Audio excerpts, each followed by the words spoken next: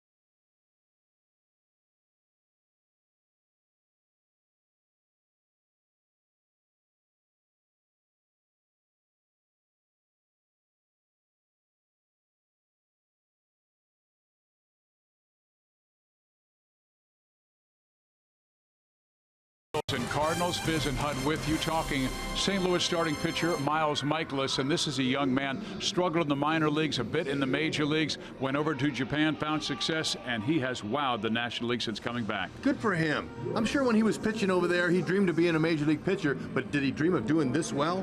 He's been fabulous. Man, is he filling up that strike zone. He has been outstanding so far with the Redbirds, especially not walking any batters. He's first in walks per 9, and also here pushing at Busch Stadium, 3 starts, he's 2-0. He's undefeated here. He's going to be tough. He's got a mid-90s fastball. That's what the Royals need to pick out. Stay short to the ball and put the ball in play when they need to. Foundation of success is always starting pitching. When we come back, Joel and Monty will talk about the keys for the Royals. Ian Kennedy.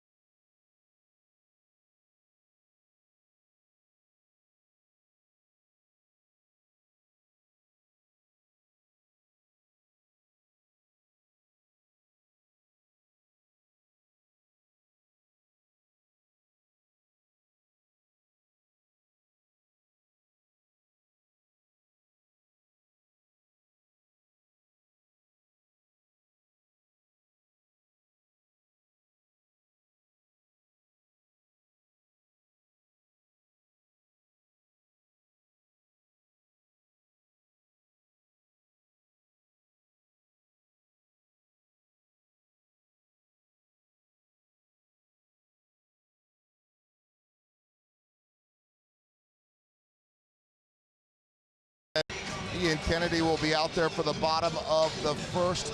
Joel Goldberg, Royals Hall of Famer Jeff Montgomery, and for Ian, Monty, when you look at it, his first 7 starts, he had a 2.92 ERA, but he's really struggled the last 2 times out. How does he end this slump right now? What are the keys? Yeah, one of the struggles he's had has literally been the first inning. His last start, he gave up 3 runs in the first inning. So I think if you're able to go out and establish yourself in the first inning, it gives you an opportunity to kind of get on cruise control, get into the game. So I think that first inning is going to be very key for Ian Kennedy this evening. And another thing, his changeup has been his best pitch. I mean, I know he loves his fastball, but his changeup has been really a top-notch pitch for him. And he get ahead of hitters, then he can spot that fastball, climb the ladder, maybe expand the strike zone with that fastball. But by and large, get off to a good start.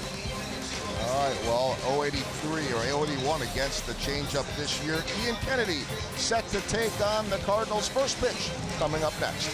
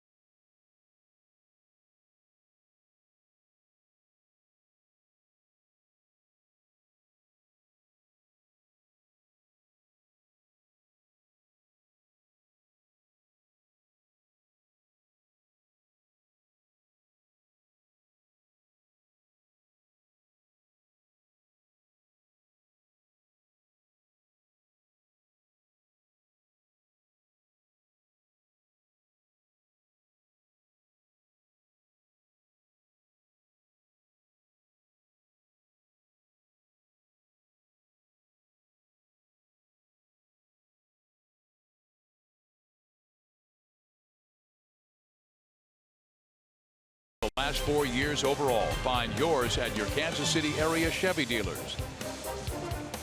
By Missouri Lottery, every ticket played gives back to Missouri schools, so play it forward with the Missouri Lottery. And by Steel Outdoor Power Equipment. Pick your power, fuel, or battery with Steel. Search S-T-I-H-L. With the players getting ready for the 95th regular season battle of the I-70 series. The Cardinals have won 55, the Royals 39. KC hoping to find success in St. Louis.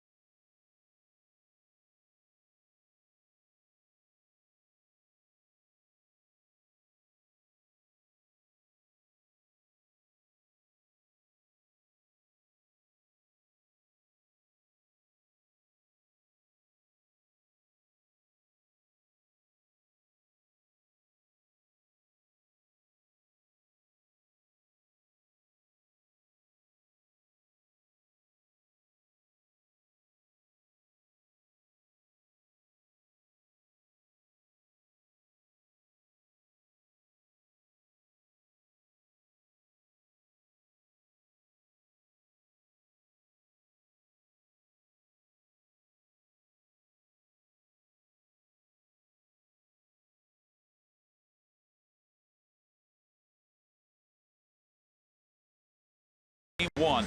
Let's check out the Royals starting lineups brought to you by GMC.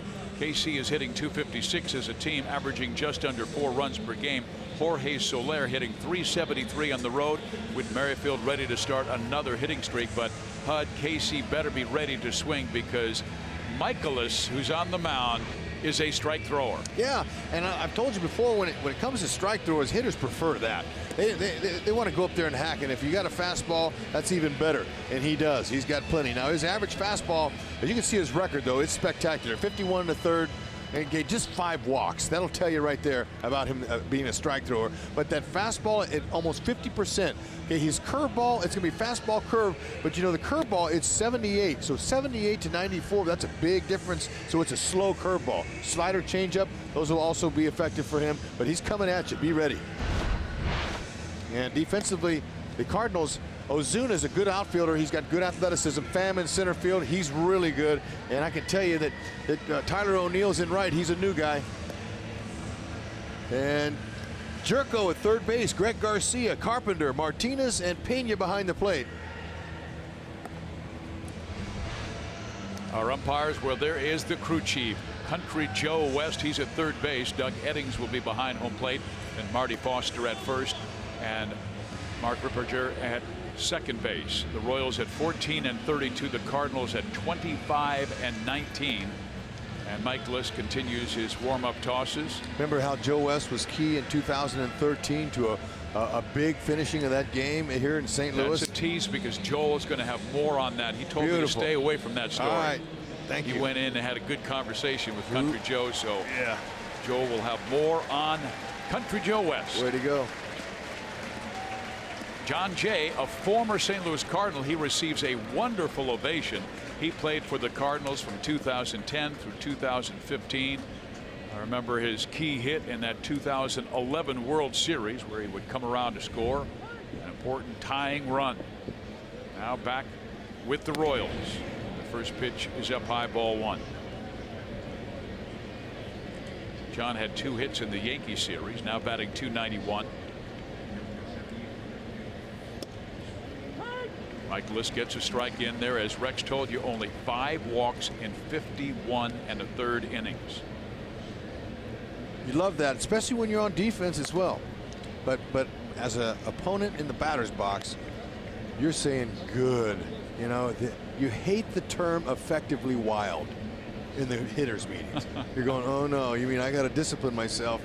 I got to swing at a pitch. Yeah, so it's really going to test me. But this guy here takes the thinking out of it. Just be ready to hack. There's the breaking ball. Swings and misses on the breaking ball and strikes out. Opponents only batting .191 off of that curveball. Talked about the speed differential, and that's important when you have a mid-90s fastball. A pitch that goes 78. That's a big difference, and it's a fooler, especially when you're looking fastball. Now Soler. We talked about those numbers on the road. .373. His overall average at .297. He's had a rough time lately, just 2 hits in his last 22 times up, and Michaelis gets ahead.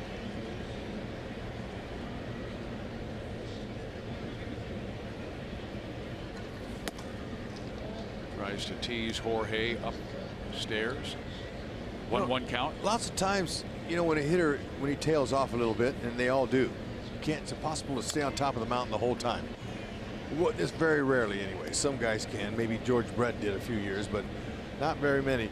You block out the numbers and you just keep going. You know, you don't pay attention to the valleys, especially the numbers. Go out. If you're healthy, you're going to hit. Takes a mighty rip, and Michaelis already with 2 strikeouts in this game. Strikes out John Jay swinging, and now Jorge Soler. That's some cheese upstairs. See some life on it too. The fastball up isn't as easy to square up as the one down. And a lot of opposing pitchers have been working Moose up in the zone with their fastball. He likes it up there too, although he's doing more damage with his home run on balls down. Bangs this one through the hole on the right side, and quite frankly, I thought Greg Garcia had a chance at it, but it got by him. Yeah. Good for Moose. He'll take it. Looked like Garcia did everything but bend over and catch it. Looked like he has a sore back or something there, but Moose will take it.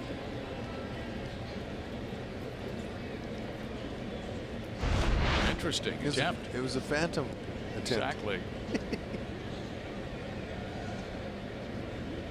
Now Salvador Perez.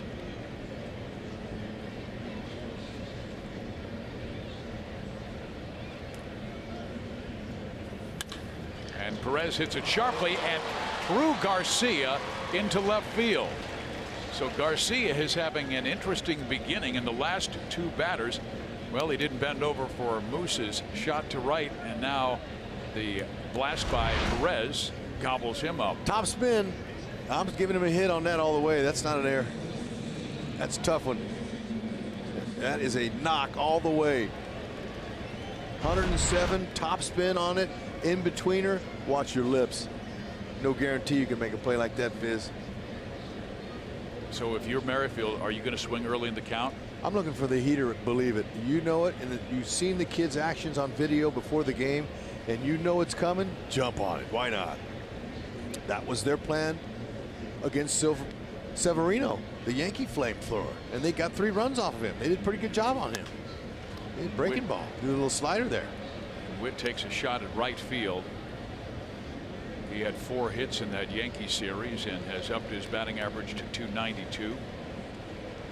12-game streak ended yesterday, and boy, he was on fire during that streak. 21 for 47, put up 4 times yesterday. And Whitley up in his mark with runners in scoring position now at 258. It's climbing. Foul back. Ooh, so advantage Michaelis, and this is where he likes to either throw that slider or the curve when he's ahead in the count. Good rip though Whitley had on him.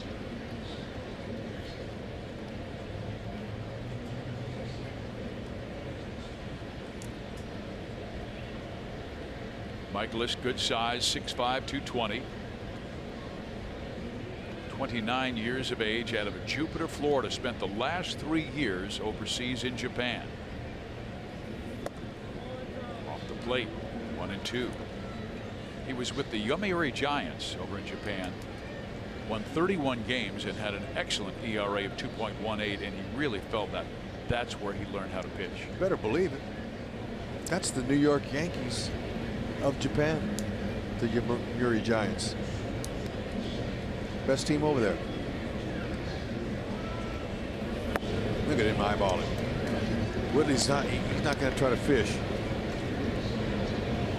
He wants, even with 2 strikes, he's going to try to get himself a good pitch to hit. Now, Michaelis likes that 4-seam fastball up or the curveball down.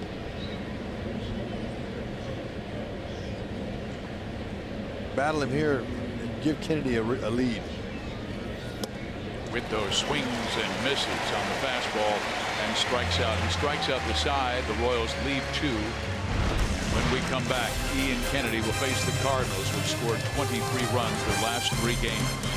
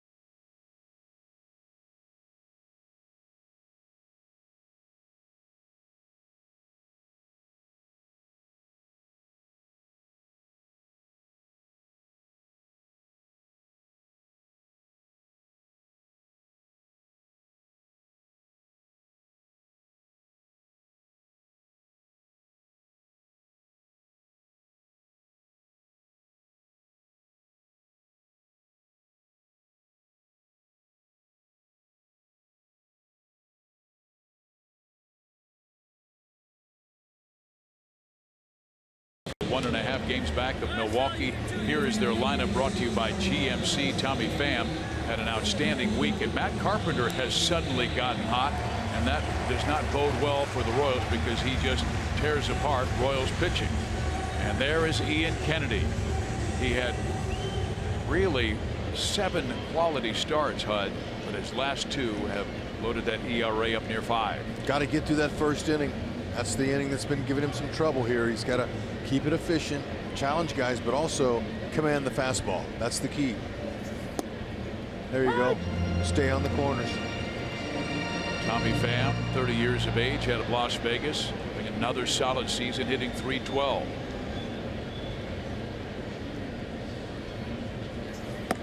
Tommy finished 11th last year in the national MVP chase when he hit over 300 with 23 home runs.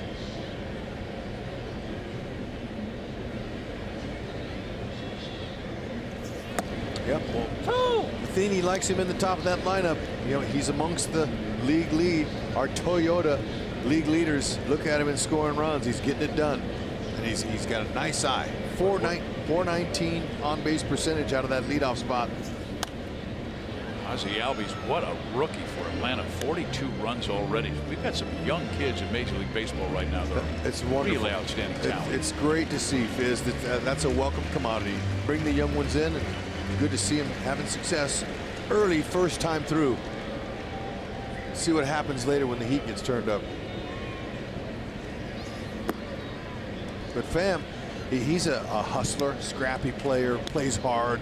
You know, that's a great reputation to have. And he was not highly regarded coming out of school. Just a 16th round pick in 2006 out of high school in Nevada.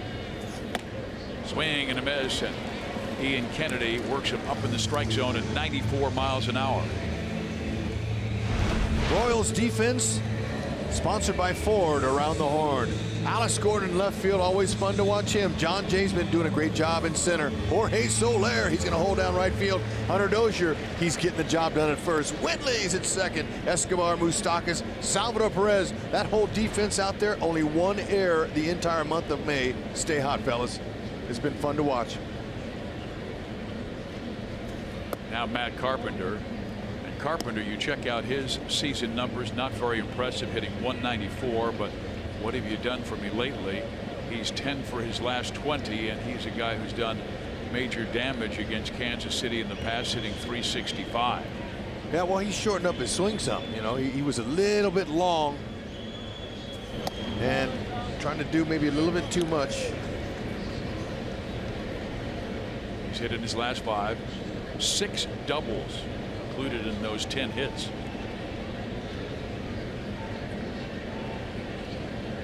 Grew up in Texas, went to TCU.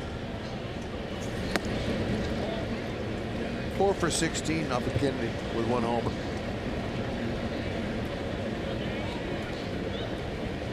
Doesn't like to wear batting gloves.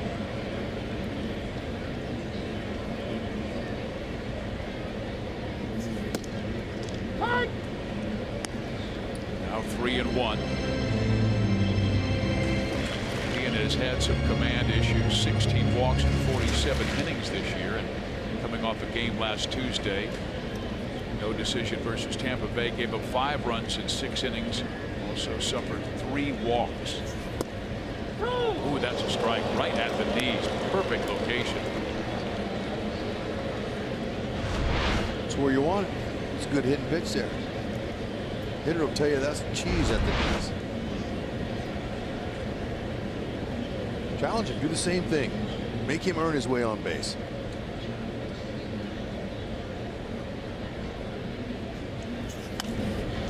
Foul out of play, and listening to Royals Hall of Fame pitcher Jeff Montgomery before the ball game, he said the first inning would be the key. Ian Kennedy's command early, that's been an issue. In that start I talked about in Tampa Bay, he allowed 3 first-inning runs for the 3rd straight start. That's the reason I watch the pregame show too, Fizz. I hear a Hall of Famer talk. And he gets the changeup, and that's been his money pitch, but they say he fouled it off. I wasn't sure if he touched it. I thought it just popped out of the glove of Salvador.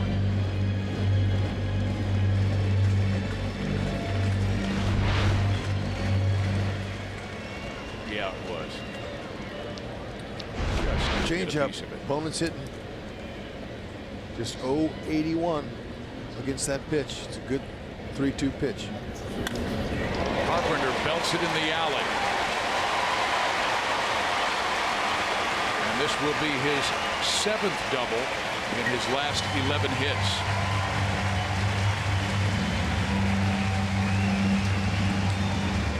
Carpenter knew after the changeup he was going to come back in there with a fastball, and it was in the upper part of the zone. But when you're looking for that pitch and it's elevated, it's a little bit easier to put it in play.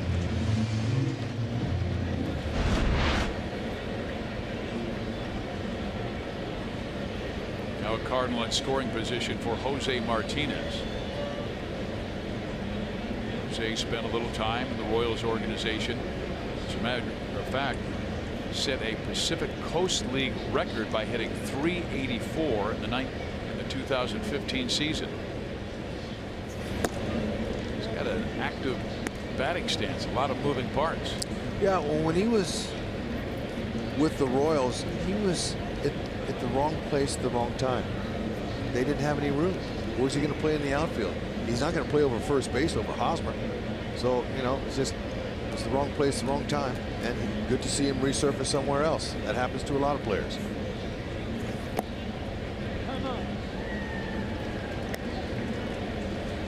Yeah, he's a mover and shaker. There's no question about it. Just like pitching, hitting, you know, everyone is different. They all have different styles, and hitters have different starting mechanisms, things that get them going.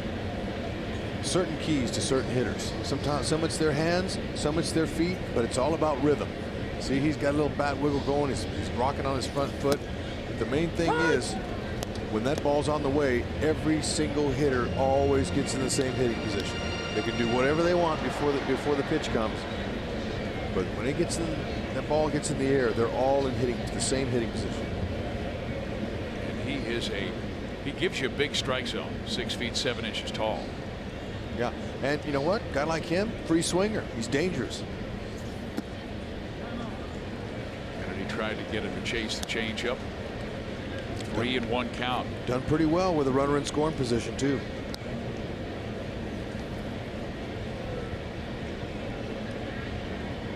Nice numbers for Kennedy there. But he has had trouble in that area his last 2 starts. Opponents 5 for 8 with runners in scoring position. Martinez. Strike in there and another 3-2 count. That was the count when Carpenter doubled.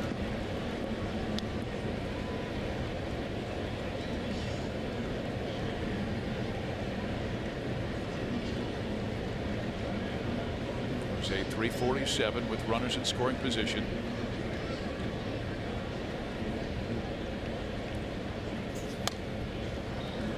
Like he was feeling for that fastball.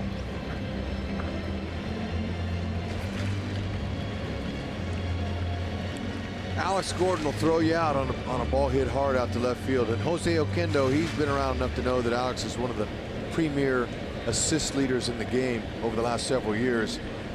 So he'll probably hold him. Soler's got a good arm in right, and John Jay has average arm in center, but very accurate. Makes him score a little bit above average with his accuracy.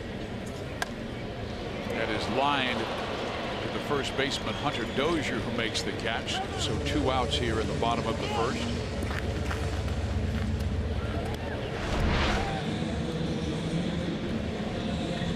He inside out at that one on a pitch that was in on his hands. Dozier was in the right place at the right time.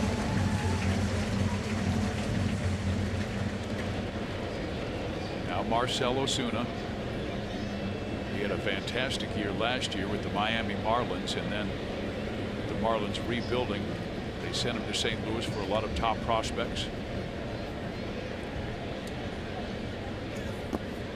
The ball gets away from Sal, but Carpenter does not advance.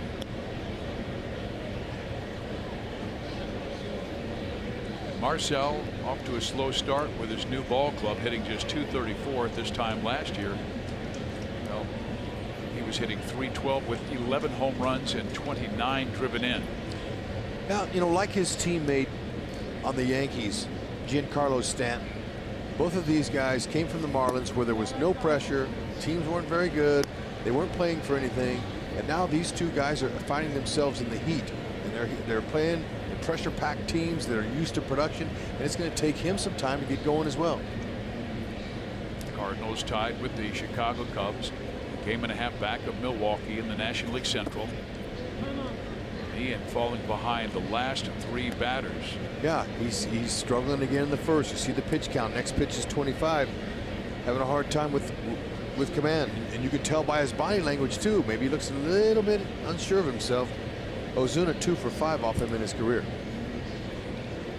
Get a pop up here, maybe a 3-0 pop up. Off the plate, ball 4. So he'll have to face the rookie Tyler O'Neill. And O'Neill, despite being just a rookie, he has suddenly gotten hot and has homered in his last 2 games. But they've had so many injuries, and that includes outfielders as well. They've been trying to mix and match out there. They also lost their shortstop Paul DeYoung and their catcher Yadier Molina.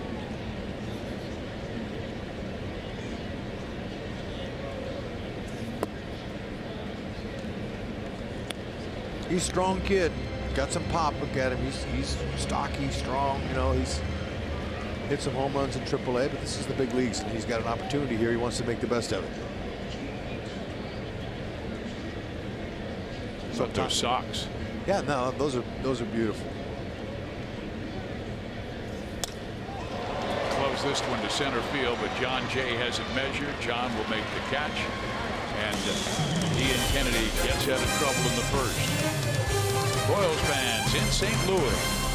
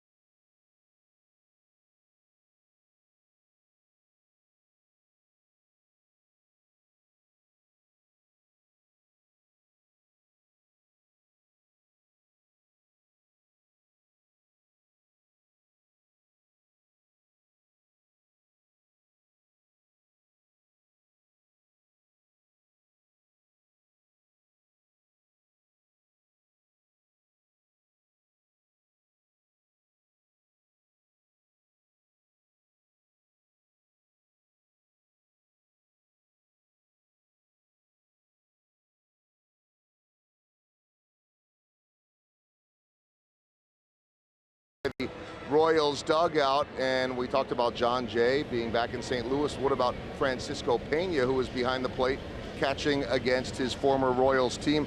Had a chance to talk to him today, and his manager Mike Matheny. And Matheny, with all the injuries to Yadier Molina and both of their catchers, said that he has just been great for us. He's got the instincts, he can hit. And talking to Francisco, who always had a smile on his face, he said, "I'm loving it right now, and I don't think I could ever leave this game."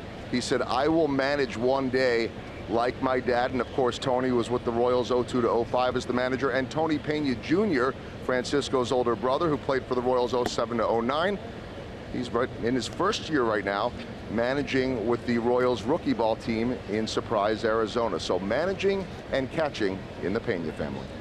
Thank you very much, Joel. Here's Hunter Dozier with a ground ball to third, and cut off by Jed Jerko, who throws out Hunter, and there's one down. You know, I'll always remember Francisco Pena's first major league hit. He was a September call-up, got a base hit off Ryan O'Rourke of the Minnesota Twins. You always remember a guy's first hit. And I remember him gunning down his first base runner. Yeah. He had 9 games over 2 years with the Royals. Wasn't a large playing sample size, but when you have a big name like that, people remember. Now Michaelis against Alex Gordon, who's had considerable success against the St. Louis Cardinals. Overall, Gordon hitting .252.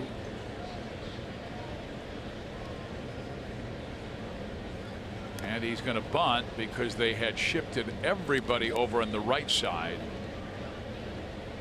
He could have just rolled it out there. He would have had an easy hit, but Arcia drive to success. Alex in his career .323, 6 doubles, 10 home runs. We're early in this one, just the second inning. 1 out, nobody on. Alex again trying to take it to left field and almost got himself a base hit. That would have been better than the bunt. That's back-to-back days we've rolled one down the line and it hadn't hit the bag. Oh man, look at that. It just took a little slight kick in 3-4 inches.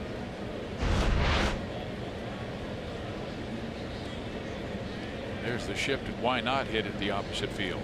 No, he's last 11 games hit 108. Yankee series was 0 for 11. He's thinking about that other side now. Forget about trying to pull it through the shift. Strike 3 call. That's 4 strikeouts for Michaelis early in this one. 3 swinging, now 1 looking.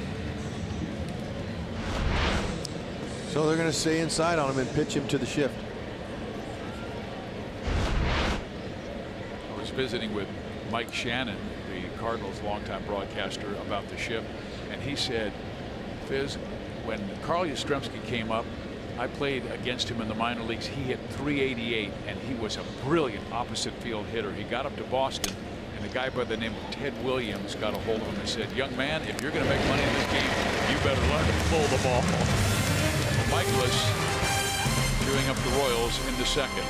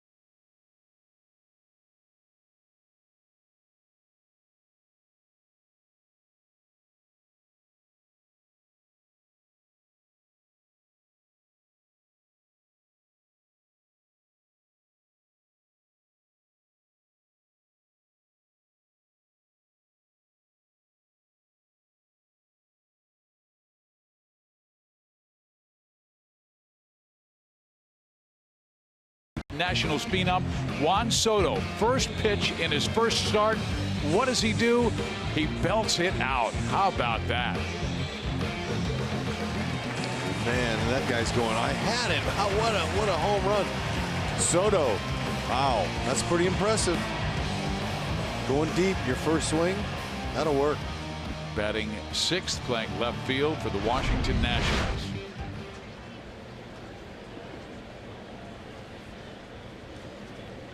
Jed Jerko will lead things off in the second for St. Louis. Left side, Escobar bobbles, throws, and still has time to get him. Royals, remember, have only made one error this entire month. The previous error before May was on May 30th.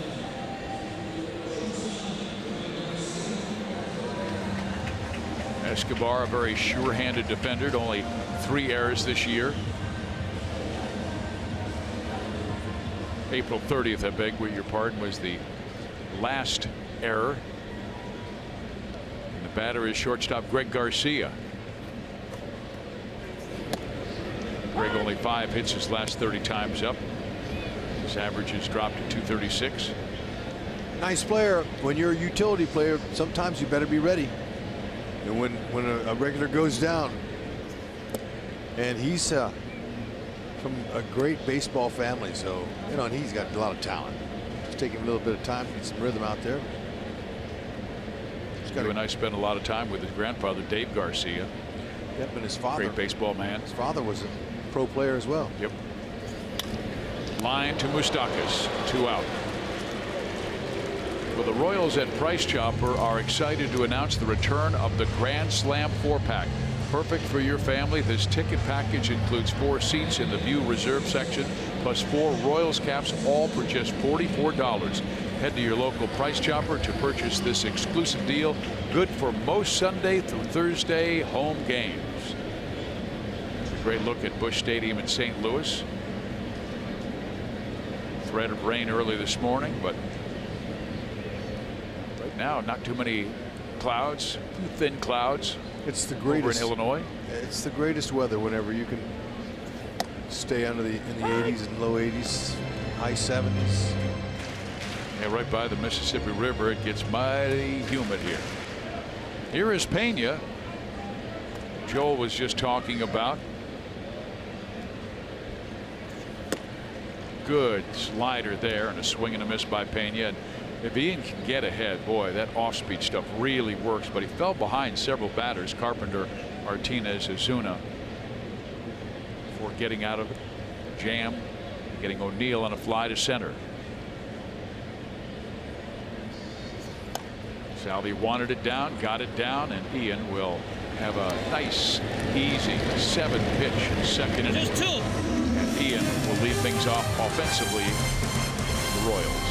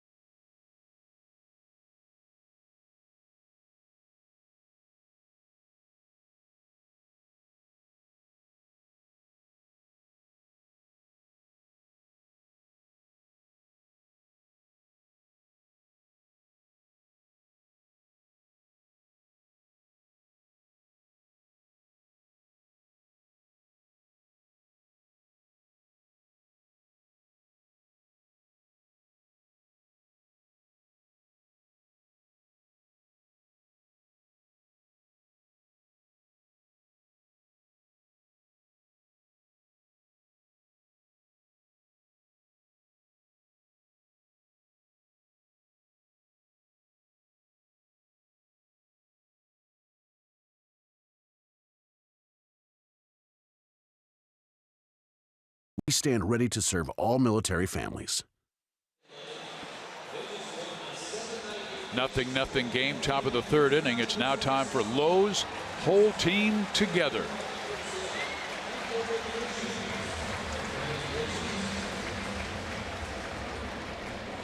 St. Louis Cardinals team ERA mighty impressive for their starters, 2nd in the National League at 3.07. And that's despite not having guys like Adam Wainwright and also Carlos Martinez, who are on the disabled list. That's why they're in the hunt early in the season. Guys like Michaelis picking things up. Yep. 6 games over 500 starting pitching. It'll do that for you. And Ian Kennedy, who's a career 129 hitter, 41 hits in his career, featuring 11 doubles, a triple, and a home run. It's been 4 years since he got that home run, and he takes a fastball from Michaelis at 95 for a 1-2 count. He's not afraid to take his rips.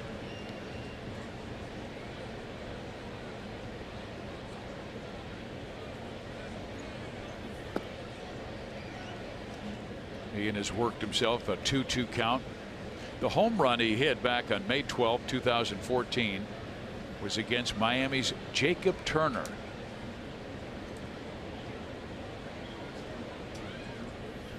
Foul back.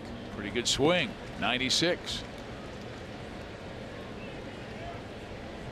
Fastball's a little easier to put the bat on. Straighter. Terry Bradshaw had the guys out there last week getting ready for their first swings at a National League ballpark. Staying with the fastball. No, slider. I thought, Payne, you put down one finger. If anything, Kennedy milking Michaelis's pitches. Here comes a heater. And fouled off, and that hurt. Once again, Yadier Molina, their starting catcher and all-star, is on the disabled list. It's all right. That big toe, that's the one little toe area that's not covered at the pad. Got the one that went to market, not the one that stayed home. That's all that matters, man. Look, that hurts.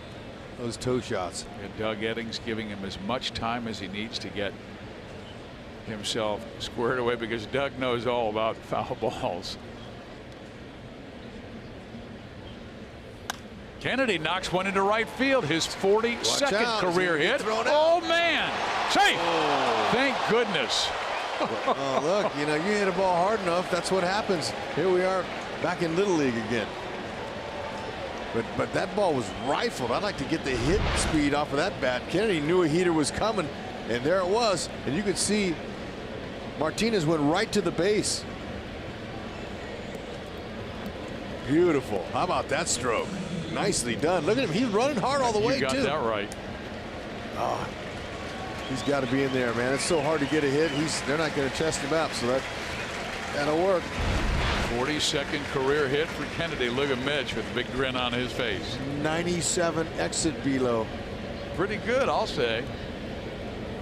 Like you said, he worked the count, milked some pitches out of Michaelis. Third hit by the Royals. Yeah, beat him. Now John Jay.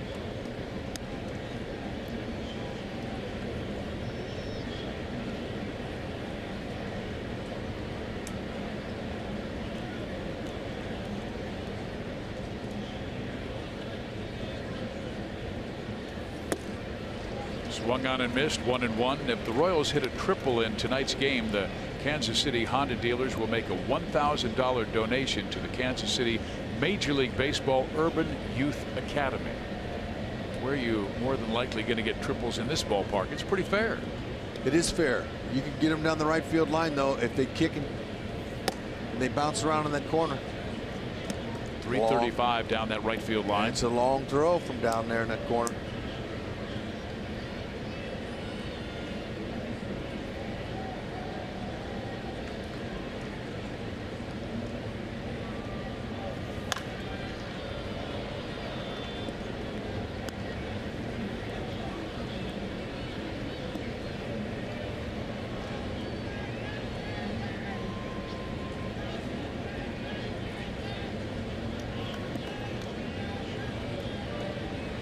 Michaelis has struck out 4. He has allowed 3 hits, and he's also coming off his shortest start of the year. The Cardinals did win that ball game 7-5, but he only lasted 4 2/3 innings. get John to chase, but another 3-2 count. Also had 2 walks through 85 pitches in not even 5 innings.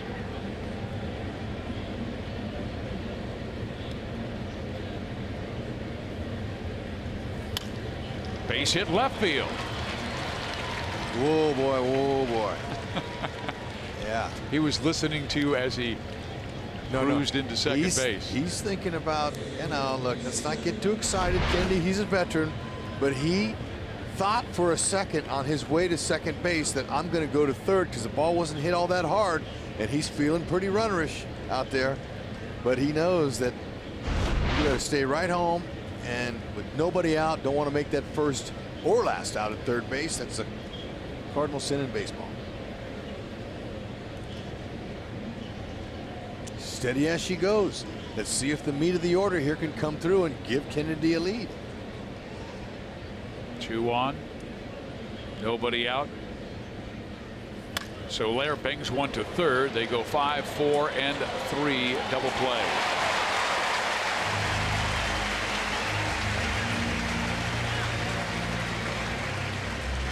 Fourth time he's grounded into 2, wouldn't you know it, but they'll need a clean hit by Moose here to get on the board. Hard 2 hopper. Jerko was able to get it with no problem. Yeah, the Royals had a rough time against the Yankees with runners in scoring position, going just 3 for 24 in that series, and they are 0 for 2 in this one. 2 on with 2 out in the first, 2 on, nobody out here in the third. Now they need Mike to pick them up. Yeah, so Jose Oquendo, he's their infield instructor. All of those guys in the infield, the Cardinals, were moving towards the pole side, and then all of a sudden they stopped, and now they're playing him fairly much straight away, except for the third baseman Jerko.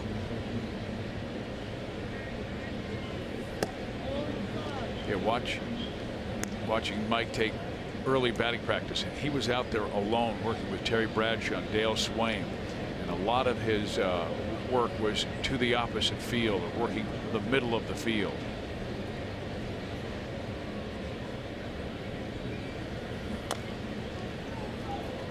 Foul ball. In the era of the shifting defenses, we show Matheny and the Cardinals shift 8.8% of the time versus left-handed batter. That's the lowest percentage. Every team has their own way.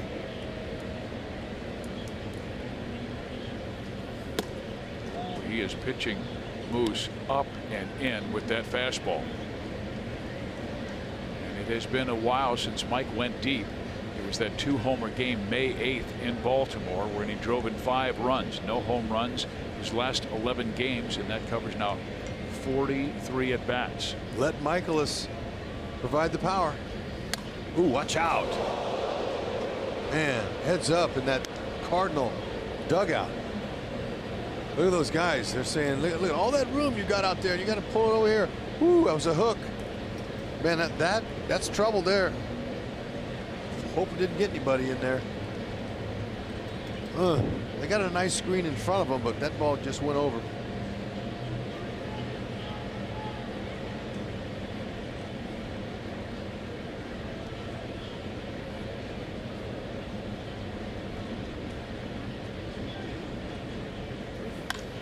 Mike blisters one to center field, but right towards the center fielder as he moves to left center. Pham makes the catch.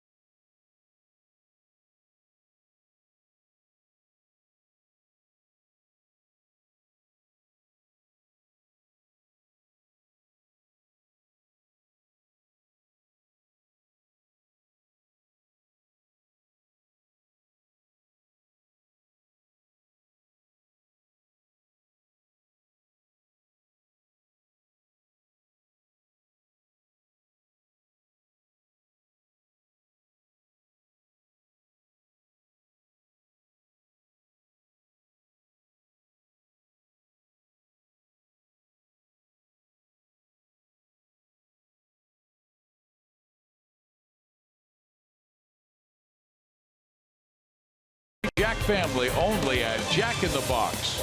And by Jeep, hurry into the Jeep celebration event and get a great deal today. Ballpark Village just across from Busch Stadium. A lot of fans will go in there and they will party, watch the ball game. A lot of times they'll go there for dinner and then come over to the ballpark and then head back to the Ballpark Village after the night. Yeah. When it gets hot, sweaty here, they watch it over there. For fans, refreshing saves from Price Chopper and Aquafina. Sign up at mypricechopper.com/saves to save on Aquafina when the Royals get a save. Hoping Kelvin Herrera has that opportunity tonight. Kennedy will face Miles Michaelis. He does have a home run this year.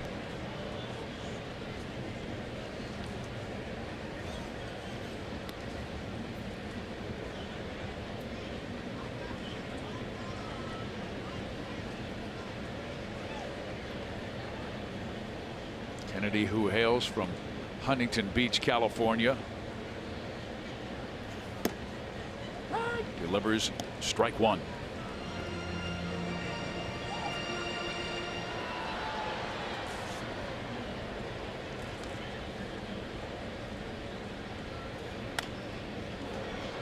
Right field, playable for Soler. He'll make the catch about 15 feet from the line. Fans, come to the K Saturday, June 2nd, to receive your own 2-hit Whit Merrifield bobblehead, courtesy of KC State Company. First 20,000 fans through the gates receive one before the Royals take on the A's at 1:15 p.m. How do you like that smile he's got on his face? I'm not sure if that's like a Lucy from Peanuts grimace or a smile. No, he's happy. He just got 2-hit Whit. He's got 2 hits. But the fans love their bobbleheads. They came out in force on Saturday to get that George Brett bobblehead from the Pine Tar game.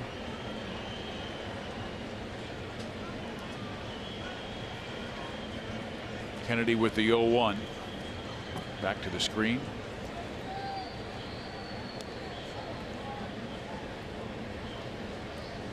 Time now for tonight's Sprint Trivia question. Name the last Cardinal to lead the team in both home runs and stolen bases.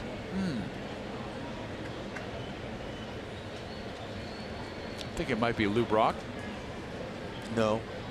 You can This guess is just it. a discussion. You can guess it if you want to.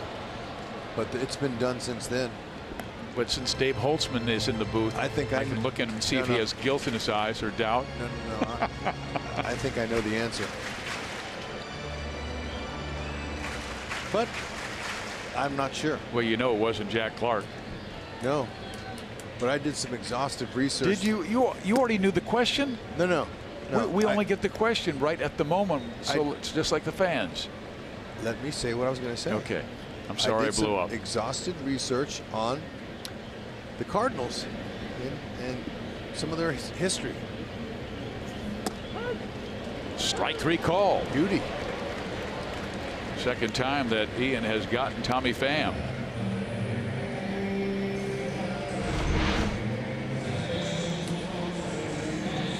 Nicely done.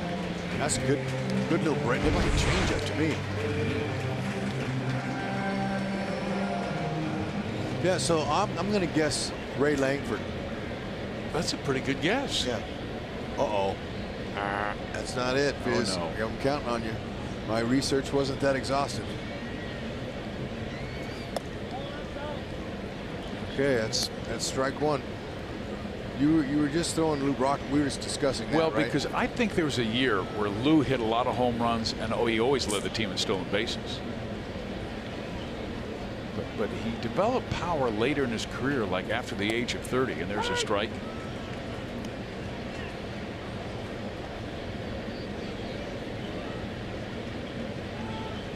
Named the last Cardinal to lead the team in both home runs and stolen bases.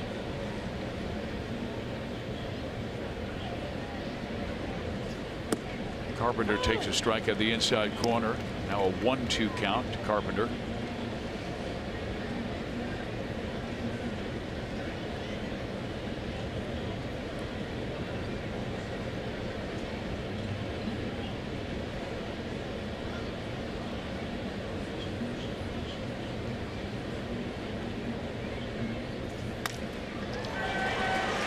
That's just a good piece of hitting by Matt Carpenter. The Royals had the shift on, playing Carpenter to pull. He just reached out, and much like a tennis player at Wimbledon, served that to left field. Yep, that's how you hit against the shift there. Just go with it. He got the pitch out there. Looks like it's an off speed, and he was able to guide it over Moose's head. What is it about Carpenter versus the Royals?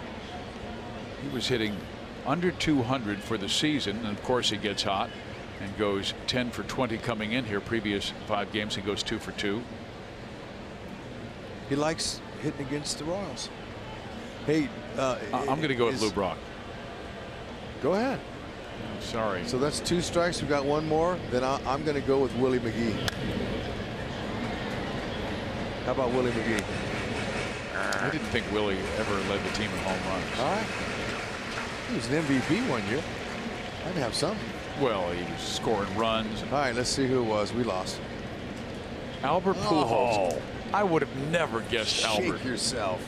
How about that exhaustive research I did? Yeah. You brag about it and then you get a D-. I had it for sure. Hang with him. And ended up facing Jose Martinez, who lined out sharply to the first baseman Hunter Dozier. And he too has been swinging a hot bat with 14 hits in his last 33 times up.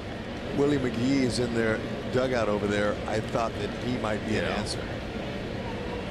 Albert Pujols is in the dugout.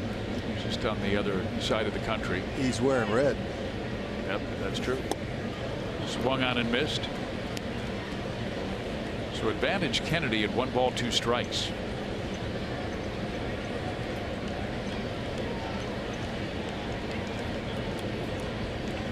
There's Willie McGee. Don't come any better as a human being or a player. With those teams they had in the early 80s with Vince Coleman, Willie McGee, and Tommy Herr. Oh. And they went 1, 2, 3 in that lineup. Then Ozzie Jack Clark Smith. hit 4. Ozzie was in there. Yeah, Jack Clark cleaned him up. I played against him during that time. I was with the Expos in 88, 89, and 90, and the beginning of 90. And man, Vince Coleman and Willie McGee. I played shortstop a little bit back then, and there was a 2-hopper on the turf. 2 hops, firm 2 hoppers. Pick it up, and they're 3 steps from first base. Talk about panic. Goose the throw it away, and they get second base. It was impossible to defend their speed. So do you remember the name of the fan who caught your ball in the right field stands? You threw to first base? No, because I threw so many. That's why they moved me out of short.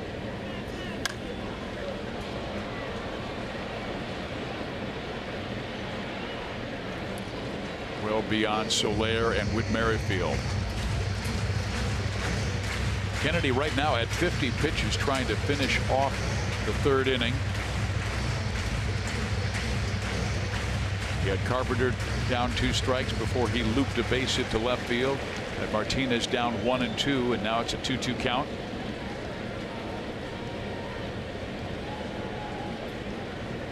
And Ian may want to stay down with all of his pitches. Jose Martinez this year has been very, very effective on any elevated fastballs. And that one was elevated, and it's ripped to center field. He now has 12 hits and 22 times up on an elevated fastball, and 2 out, 2 on for Ozuna.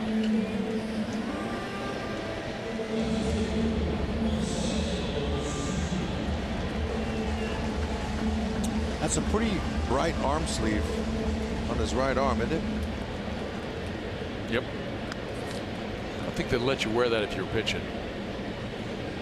Yeah, I don't think so either. I don't get it.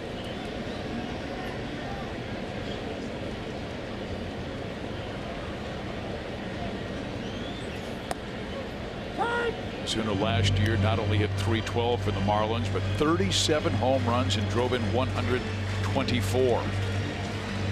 His next home run will be his 100th of his career. He used to play center field, but because he added the strength and the power and the weight, moved him to the corner. Last couple of years, although he did win a Gold Glove with the Marlins playing left field.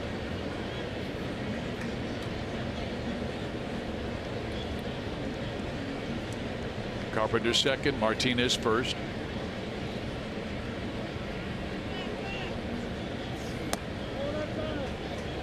That's barely off the plate, and I think Kennedy wanted that one.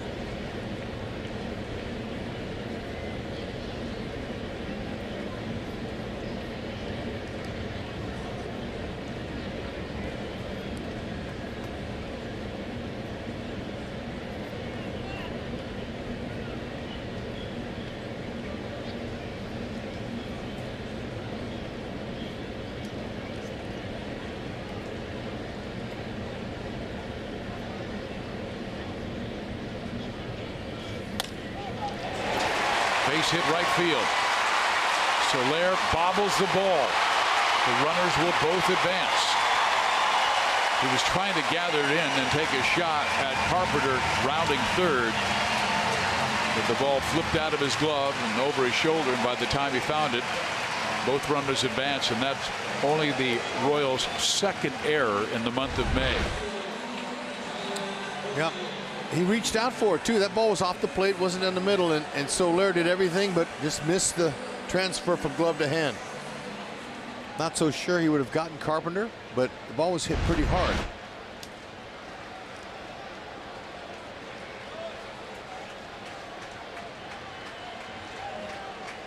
Innings behind the plate, he typically is a pitcher's umpire. He's going to widen up that zone a little bit and give borderline pitches, and Kennedy was a little bit miffed at getting a couple of those calls.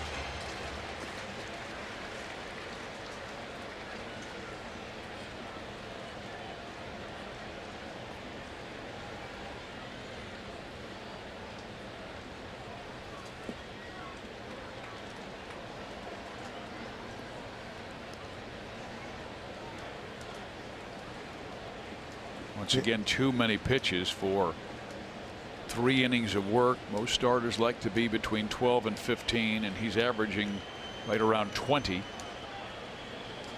Got the first 2 outs very quickly. And Carpenter served a base hit into left field. Not getting that outside corner call by Doug Eddings.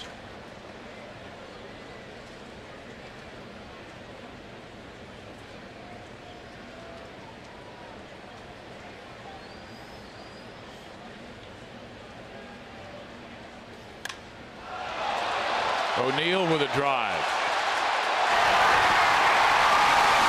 And a 3-run home run.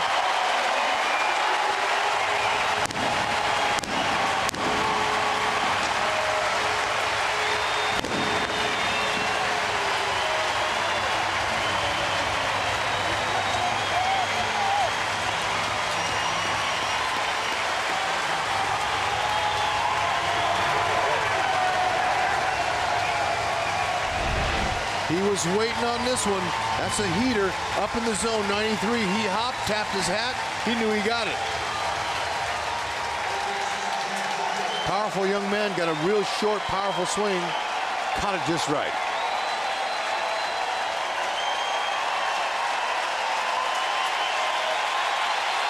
And they're asking for a curtain call as he's gone back to back to back in games with a home run.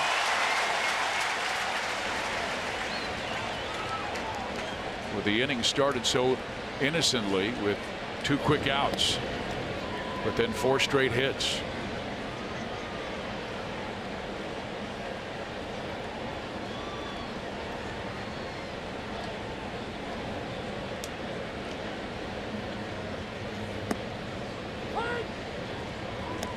Jed Jerko takes a strike, and it's a 1-1 count. Tyler O'Neill grew up in British Columbia, and he knew how to work out. I mean, his dad Terry was a former Mr. Canada bodybuilding champion, so I'm sure he was raised to eat right and hit fastballs like this. 37-degree launch angle. That's up there. Had plenty of distance.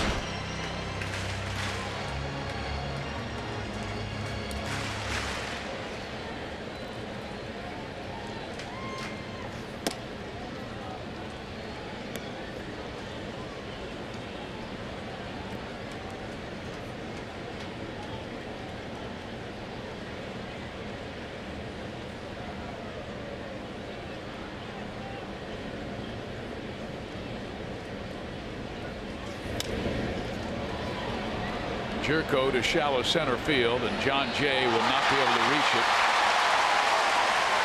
And Whitley didn't see it.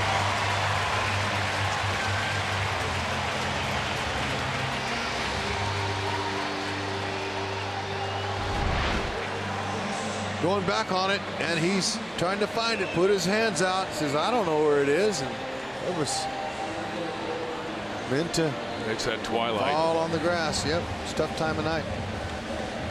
Things aren't going right for Ian Kennedy this inning. So 5 straight hits after he got 2 quick outs. He was able to strike out Tommy Pham looking. But it all started with Matt Carpenter with like a backhanded stroke into right field, much like Bjorn Borg used to do, the 2-hand backhand serving it into left field. And following that, Martinez singled, Ozuna singled in a run, O'Neill with the 3-run home run, and now Kennedy having to really grind through this 3rd inning, throwing a ton of pitches, trying to catch his breath.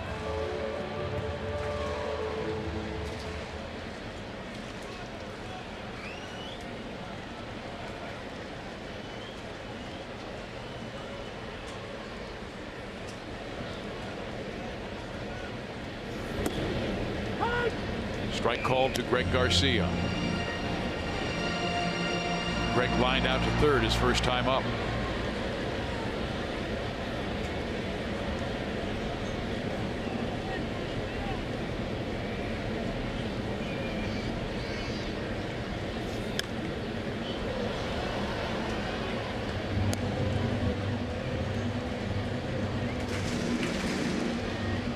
That's a helpless feeling when you go back on a ball. You see it leave the bat as an infielder. You see it leave, and then you try to keep your eye on it, and sometimes it just disappears, and then you think it's going to come out, and it never does in time. You know, it always seems like this dusk. The ball seems like it's the same color as the sky. Yeah, that's exactly what the time it happens.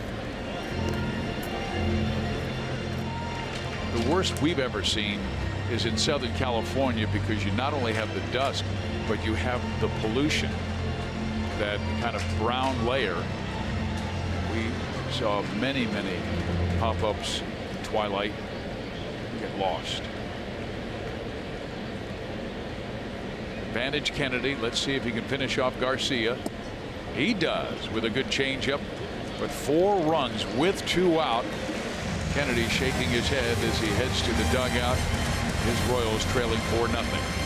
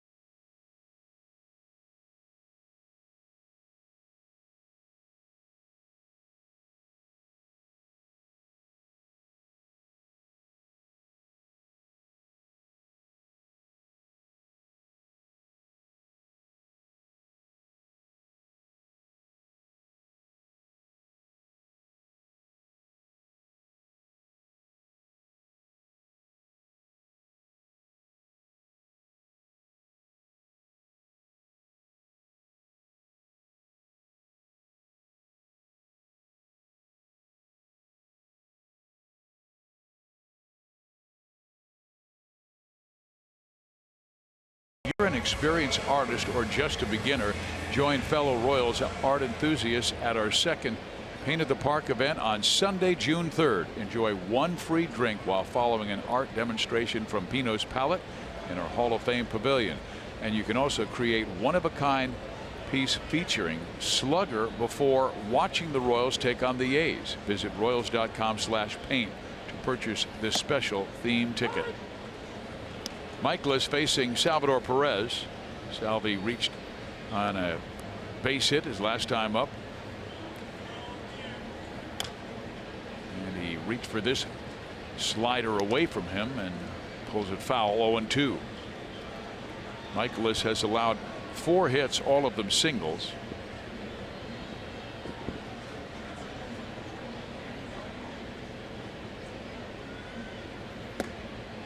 Check swing on a fastball high. Didn't go.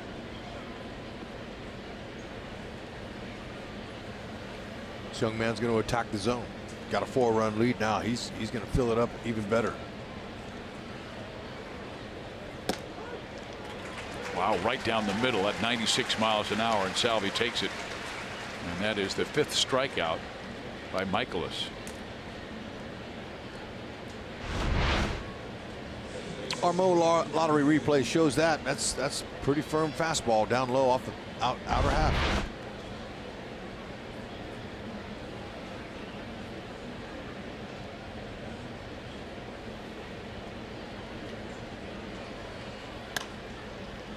Now Whit Merrifield fouls it out of play right side. By the way, a Royals fan from the Independence area wanted to wish a happy birthday to Travis Waxeldorfer from Independence, Missouri. So we send our birthday greetings to you, Travis. Oh, came inside and got Whit on the left hand. Ooh. Oh man.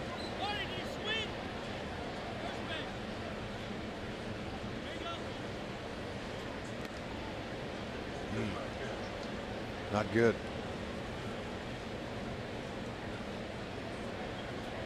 Seen a lot of players recently get hit in the hand and bad things happen. Yeah. Better believe it. Oh, man, you get a part of that bat? I hope it did.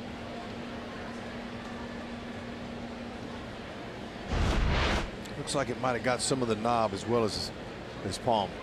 You get pinched. It'll pinch you when you get hit between the knob and, I mean, right on the knob and the palm of your hand. That's head athletic trainer Nick Kenny. Trying to communicate with Mitch Meyer to make sure everything is all right. The Royals have a base runner here in the 4th. Hunter Dozier now off. Hunter grounded out to the 3rd baseman his first time up.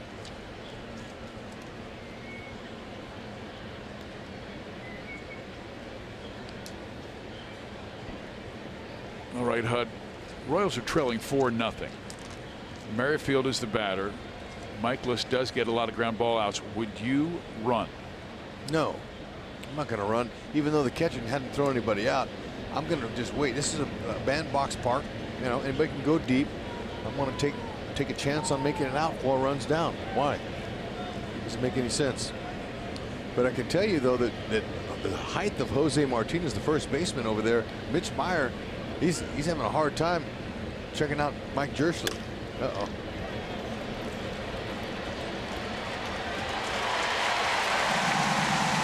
So Hunter grounds into the inning-ending double play. It's a 7-pitch inning.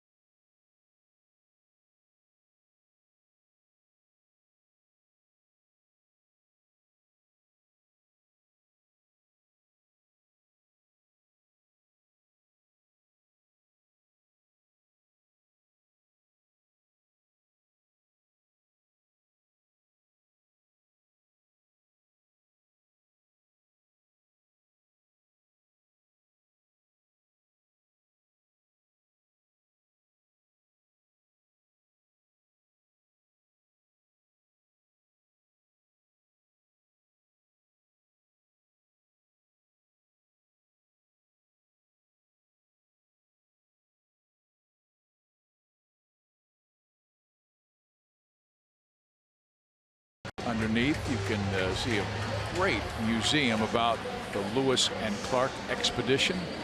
Really have done a nice job here in St. Louis.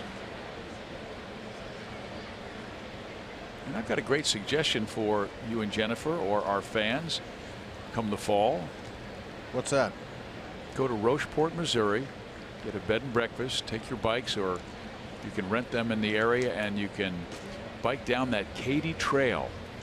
Beautiful in the fall, right along mighty Missouri River. And it seems like every 3-4 miles they have a marker where Lewis and Clark camped.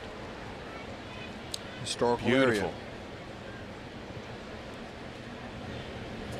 There's the pitch, ground ball short. Escobar gobbles it up and throws out.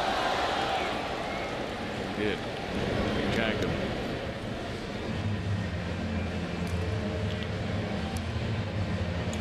Yeah, nice job. But Hunter Dozier, he understands. He's an infielder. He's sometimes the throw gets away. Escobar arm angle dropped. He missed by a lot, but good play by Dozier.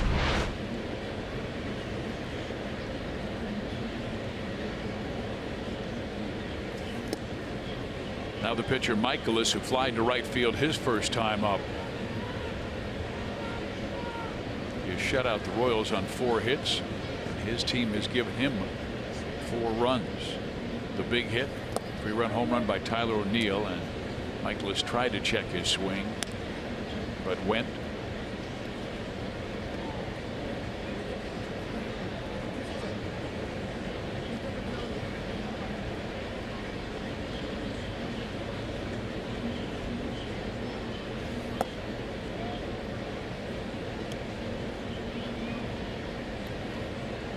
Both St. Louis and Kansas City are great baseball towns. Metro area in St. Louis is a little over 3 million, and they get 3 million fans per year. Foul ball struck to the right side, and this gives us a chance to check in with Joel.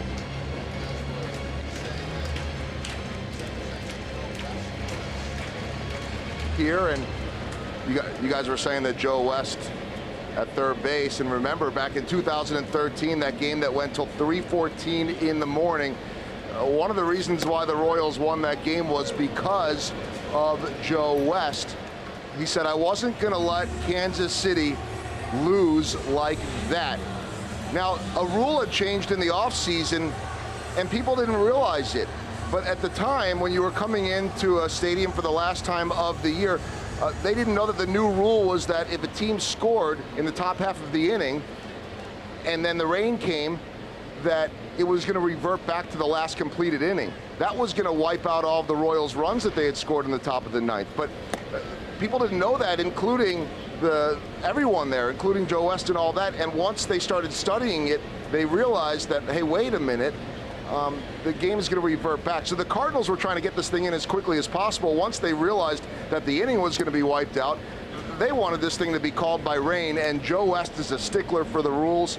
And then the crazy part is that game ended at 3:14 in the morning as his crew had a day game in Chicago at Wrigley the next day. They took limos up there, got onto the field, and Joe says, I said to both managers at Wrigley before the game, there will be no rebellion today.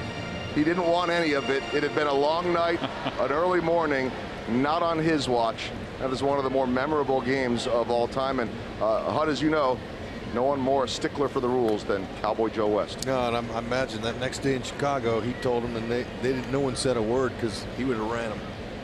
Yeah, and you know what? I do believe that that was a team-building moment for the Royals. It was. They went on and got on a win streak after that.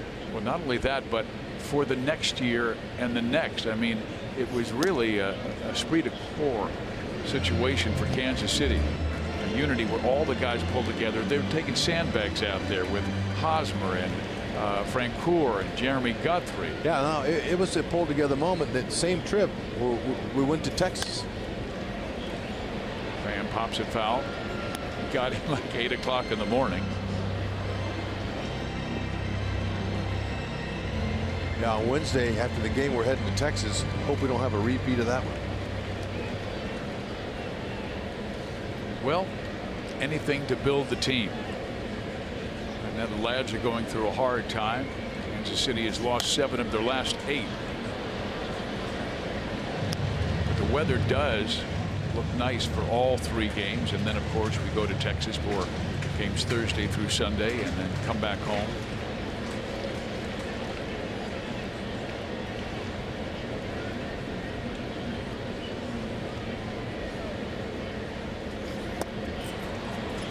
Kennedy strikes out Pham, gets another 1-2-3 inning, but he's thrown a ton of pitches through 4. Alex, lead things off when we come back.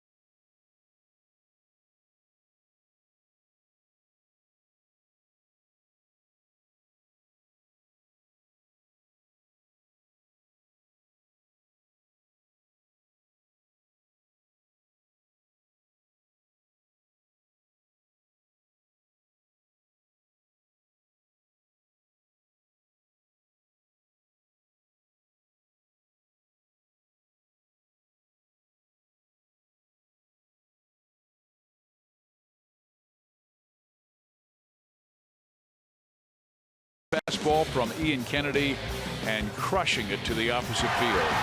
Caught it just right. Young man's on a roll right now. Yeah, they called him up after he had hit 13 home runs in the minor leagues and now 3 more at the big league level, so 16 in the season. Strong young man. The American League leaders are Mookie Betts, J.D. Martinez of Boston. J.D. was named the player of the week. He had 5 home runs in the last week. The National League player of the week was Brandon Belt of the Giants. He also hit 5 home runs.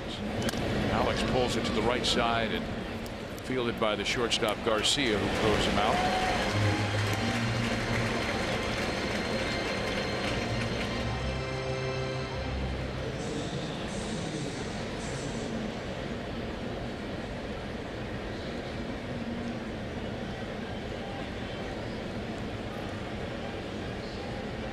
Alcides Escobar grounded out to short his first time up.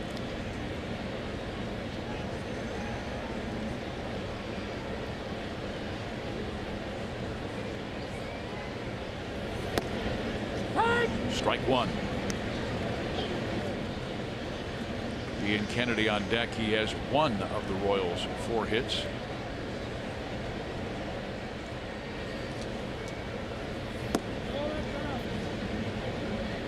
Thought he'd go slider again.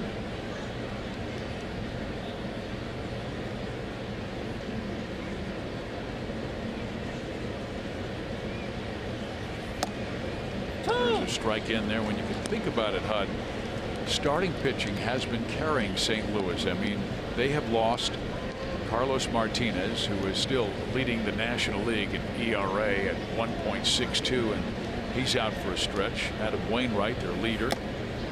Swing and a foul into the glove, and that is strikeout number 6 for Michaelis. But guys like Michaelis had to step up. They've also lost some relievers in Tyler Lyons and Luke Gregerson, but Cardinals move on. Yeah, Jim Edmonds, one of the color commentators here, former great Cardinal, he was talking on the pregame show with Joel and Monty about them last year having to get used to the next man up mentality, having to, you know, deal with the injuries. They went through it last year, and they're having to do the same thing. So they're kind of, you know, you rely on your system, your minor league system. At some point, you know, you have to go to them. You can't afford to make a trade in the middle of the season, so you go with a hot hand down below and Sometimes it works and sometimes it doesn't work so well. And that's why Ned Yost is always looking down. It doesn't matter if it's the AAA, AA, single A level. He wants to know how the young men are doing. And it was good to see Trevor Oakes pitch so well last night. No earned runs in 7 innings of work. Yeah, believe it. Sinker is working. Well, a ground ball by Kennedy is thrown out. An 8-pitch inning. We head to the bottom of the 5th. Cardinals 4, Royals nothing.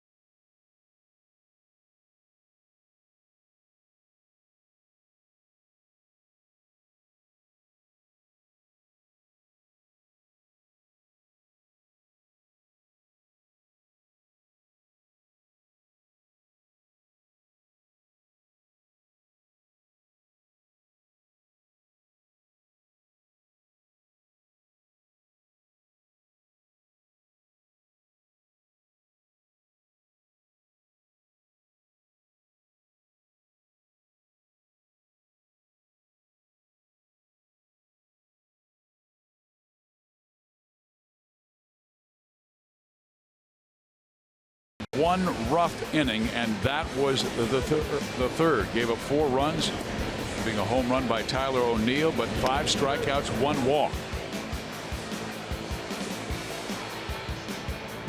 That was the one mistake, but most of the mistakes that he have made have come on fastballs. Yeah, they're jumping on his fastball. Obviously, now if he pops that up, it's not a mistake. But it happened to go out of the yard for a 3-run bomb. Yeah, it was elevated. The starting pitching has been giving up a lot of home runs at an alarming rate. They lead the league in home runs given up. Opponents batting .330 off of his fastball this year, and they've hit 8 home runs off of his fastball. Remember, he only allowed a .241 batting average against his fastball last season.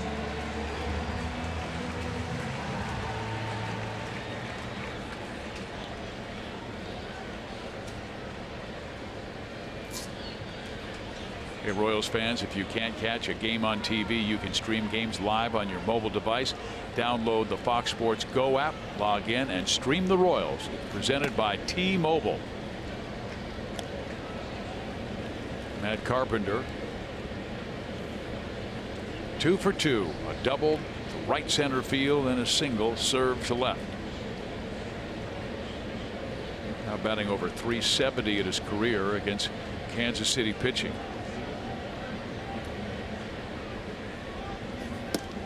Strike in there.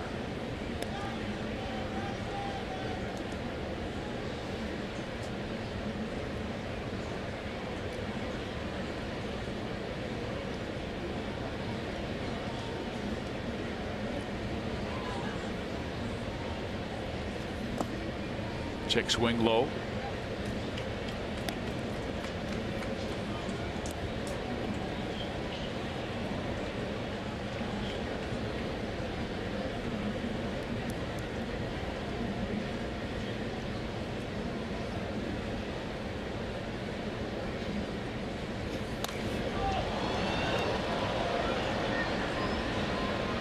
Soler wants it, and he will take it. The Royals get Carpenter out for the first time tonight.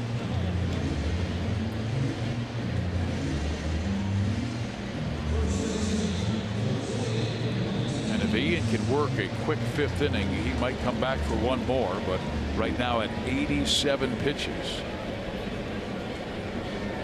The middle of order has really hurt him. 2 hits by Carpenter, a single by Martinez. Ozuna has been on twice, and the home run by O'Neill.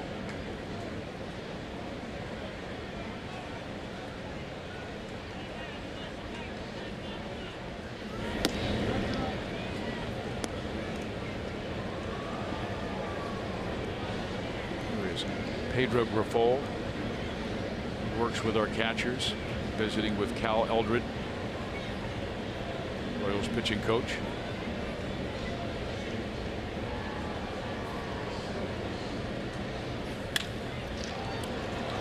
Moose knocks it down, has plenty of time, and throws out Jose Martinez. 2 outs.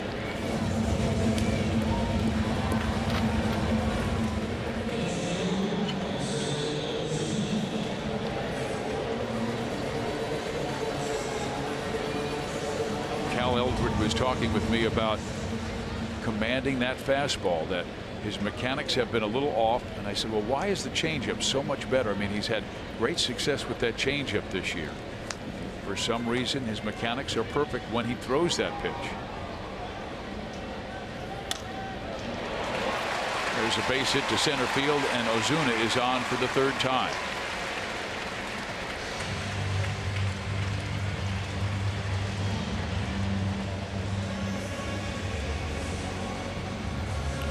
The fastball, looking for it and not missing it. That's the whole key. Fastball down out of the middle of the plate. He's able to lace it. John Jay holding him to a single. Hustled around the bases. He looked like he wanted more.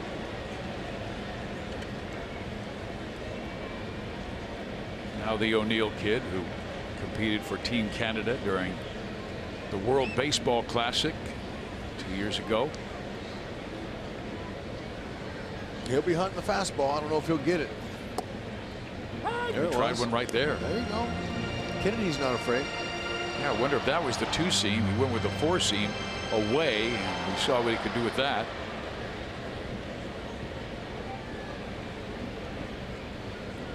Big, strong guy who belted 31 home runs last year in the minors. And he whistles that one into left field. Gordon gets it into Escobar, but the run will score, and it's 5-0.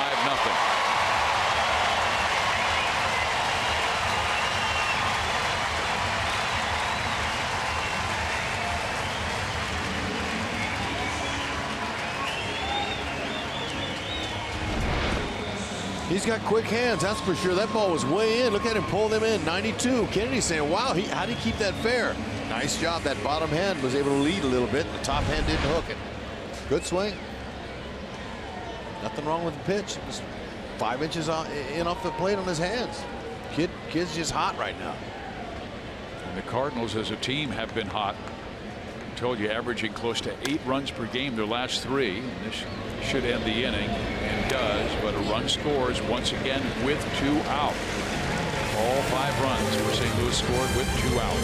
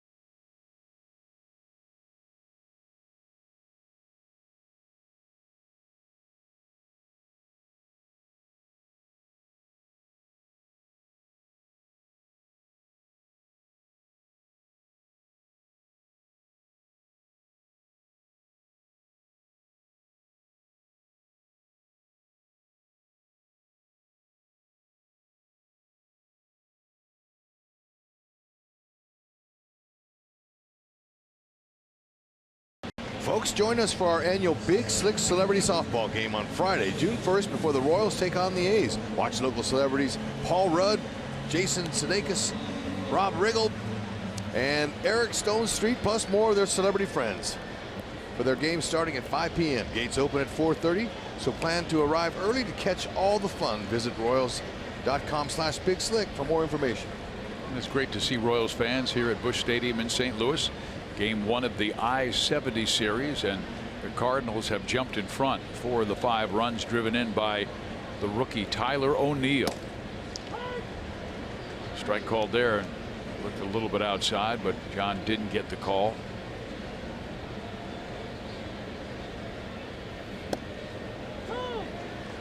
The 6th inning is our Sonic Slam inning. Our contestant is Joanne O'Dwyer from Raytown.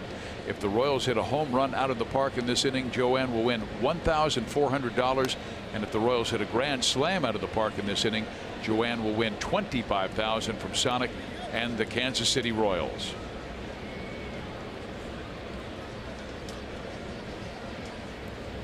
Michaelis just throwing strike after strike, has another Royal down 0-2. As advertised, filling that strike zone up.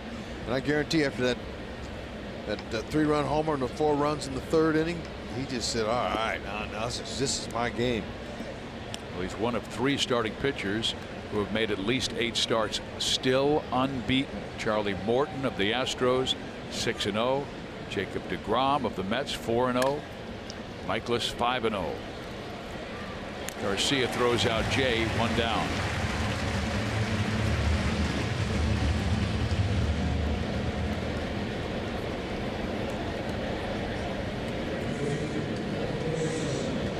He was the San Diego Padres 7th round pick in 2009 out of Nova Southeast University in Florida. Called up to the bigs in 2012 at Petco. Ball stroked down the left field line, but foul.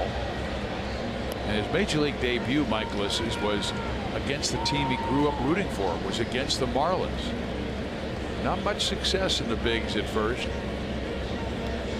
Then designated for assignment, traded to Pittsburgh, who later in 2014 traded him to Texas. Things didn't work out there. He signed a deal in Japan, had success, and St. Louis came calling, signed him to a 2-year, $15.5 million contract. And that's right. why that kind of great break. Yep. As advertised. Check him out tonight. Here he is. He's towing the slab. Got the good breaking ball in the 1st inning. Struck out the side. He didn't mess around. Hadn't looked back. Got some run support. And really just been hitting his spots, doing his thing like as advertised. Using the defense. Induced a couple of ground ball double plays. Kept his pitch count down. He's dealing. And he just tied his career high with 7 strikeouts. Did that earlier this year against the Pittsburgh Pirates on April 27th. Now Moose, who is singled and lined out.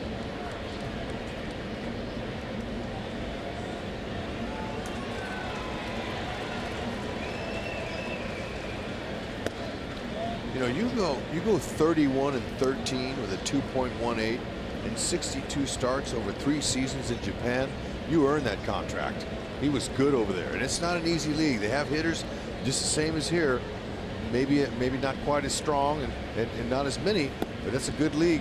I played there myself. I know it's not. It's maybe 4A, not AAA, but 4A. I mean, it's a pretty good league, and he dealt. Those are good numbers. He could have easily probably spent his career, the rest of his career over there, having those that kind of success with that team. Ball popped up, foul territory. Pena will take care of Mike, and that will do it for the Royals in the 6th. 5-0 St. Louis.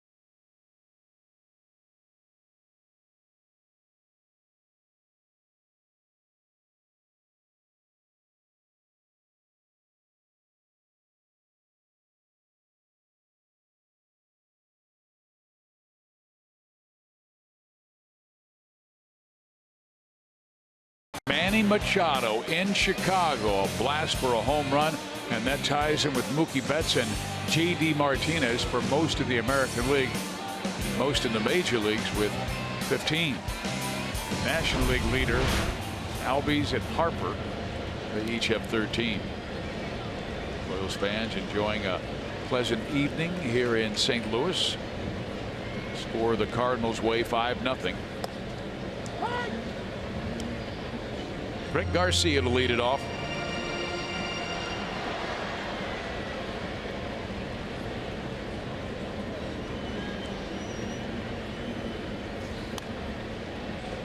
The Royals would like one more inning out of Kennedy. He gave up 4 in the 3rd, 1 in the 5th.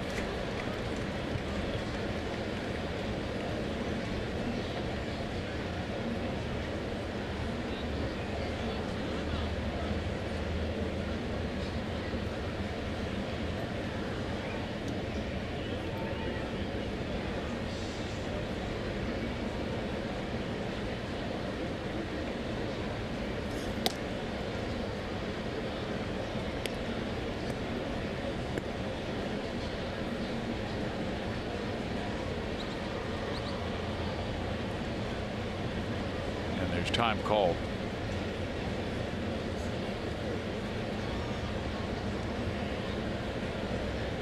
I'm not sure if Jose Oquendo saw something, and as soon as he started jogging towards the plate, well, the trainer came out with Mike Matheny.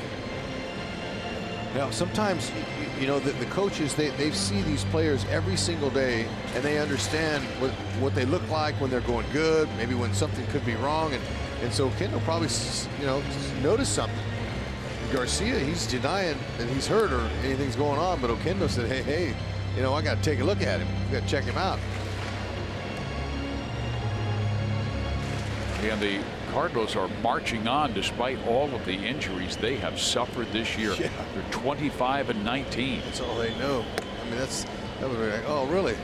Again? Another injury? Tied with the Chicago Cubs starting the day for 2nd place in the National League Central. Game and a half back of Milwaukee, who's hanging around despite all of their injuries. Off the plate, 3-2 count.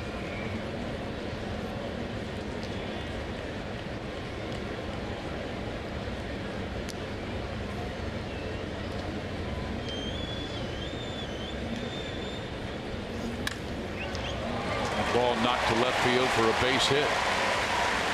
Doesn't look injured there. Well, this is what's happened, though. They've had 7 players go on the disabled list since May 10. And on May 6th, there was Yadi Molina going on with a pelvic injury, and then Martinez and Lyons and Wainwright, Gregerson and Kelly, DeYoung, Bowman, a lot of their starters and relievers on the disabled list, but they have continued to find a way to win. Today it's the guys called up from the minor leagues like Tyler O'Neill, or a reserve infielder Greg Garcia. Now Francisco Pena filling in for Yadi Molina. How about the new reliever throwing 105? He's a fresh call up too. Only 105? Yeah.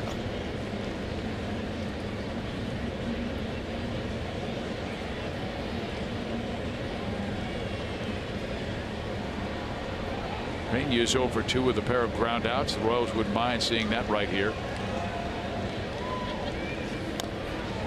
Yeah, kid's name is Jordan Hicks, 21 years old, 6'2", 185. Oh, I watched him throw yesterday. He was mighty impressive. The interesting thing is, and you've said this so many times, Hud, guys can time a fastball. Yeah. Now, he only has 9 strikeouts in like 22 innings. So he's not commanding that pitch. Yeah. It's sexy to throw that hard. Yeah.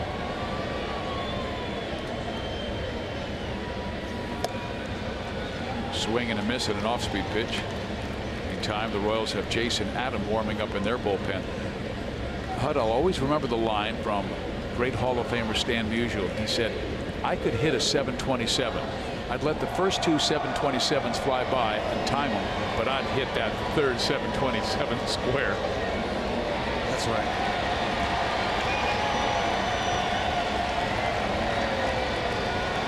1-2 pitch is a bit low. Kennedy over 100 pitches on the evening.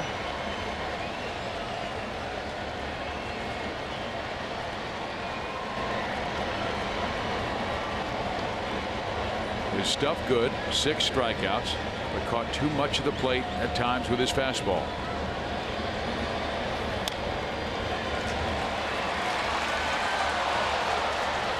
Foul. Pena, he didn't even see that off the bat. And that happens sometimes. Sometimes, you know, you get fooled, you hit one and you're not sure exactly where it went. And he was, once he picked it up, he says, oh man, I almost got a base hit. About a foot away.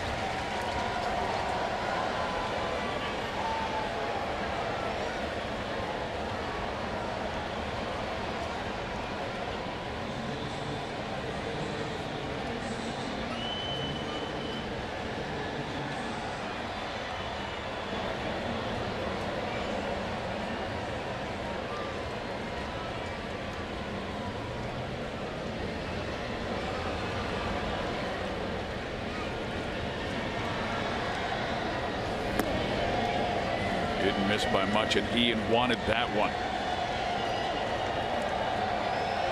Well, they have gone to the bench, bringing on the pinch runner Munoz. So obviously Greg Garcia, who tried to stay in the game and did single, but in some kind of pain, so they have taken him out. Maybe they did see something after all. And he was able to get that base hit to the opposite field, though, with no problem. Looked like he ran to first base with no problem. Hard to tell.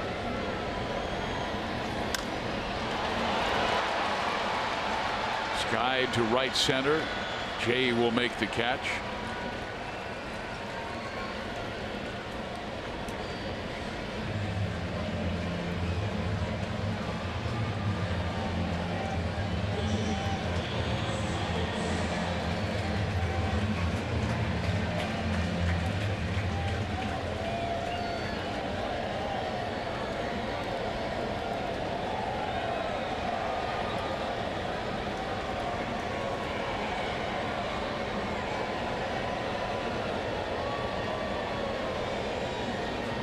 One on, one out.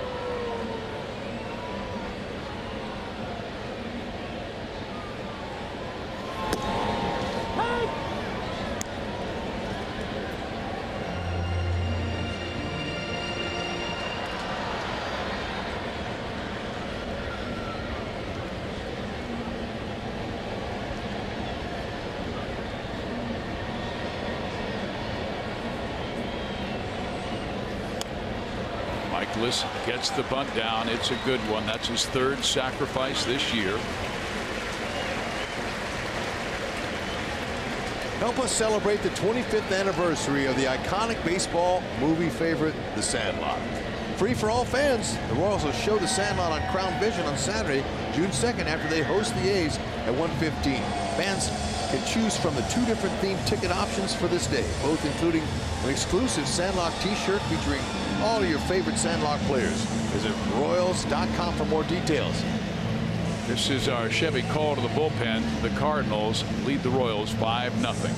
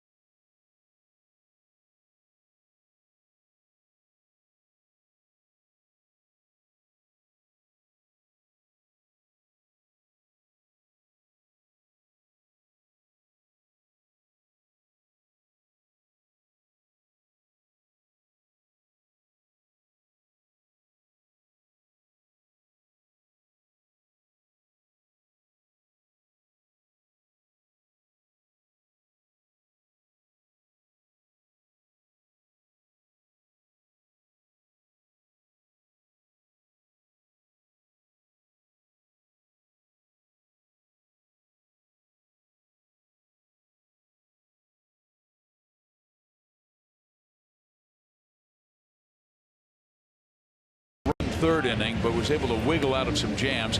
Only walked 1 and struck out 5. Jason Adam comes out of the bullpen. He's pitching in his 6th game for the Royals, the team he loved growing up. Went to Blue Valley Northwest High School. Yep, he's got an ERA now. 2.84. Gave up a couple home runs this last outing, but his first batter efficiency's been good. Gets to come in here with a runner at second base and 2 outs. He's going to do the same thing he's always been doing. Pound the strike zone. Fastball, mid-90s, breaking ball, changeup.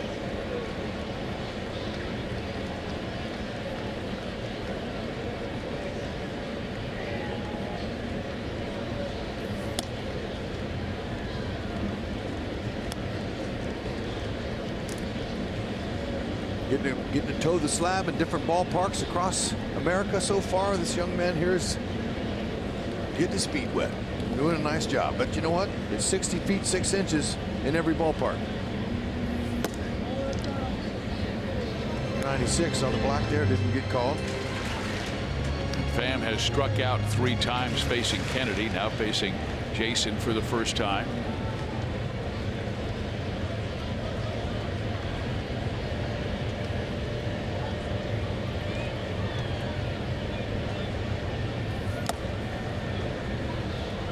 A little tardy on that. There's some little extra cut there. Kennedy talking to an athletic trainer, Nick Kenny. You hope he's okay.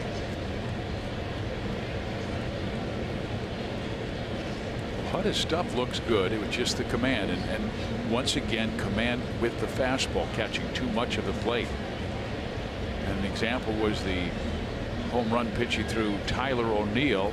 Salvador Perez had set the target low and away, and it caught the middle of the plate. It was away, but it was belt high. Yep. And when Ian is on, his command with his fastball is outstanding.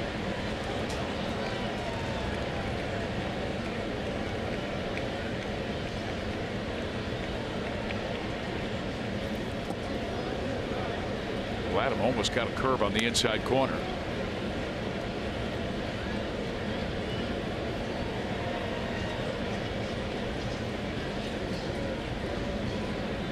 Munoz at second base.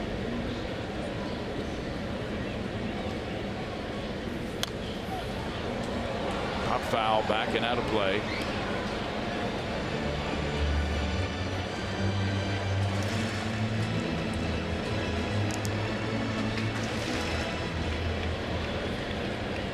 Cardinals with 5 runs on 9 hits. The Royals with no runs on 4 hits.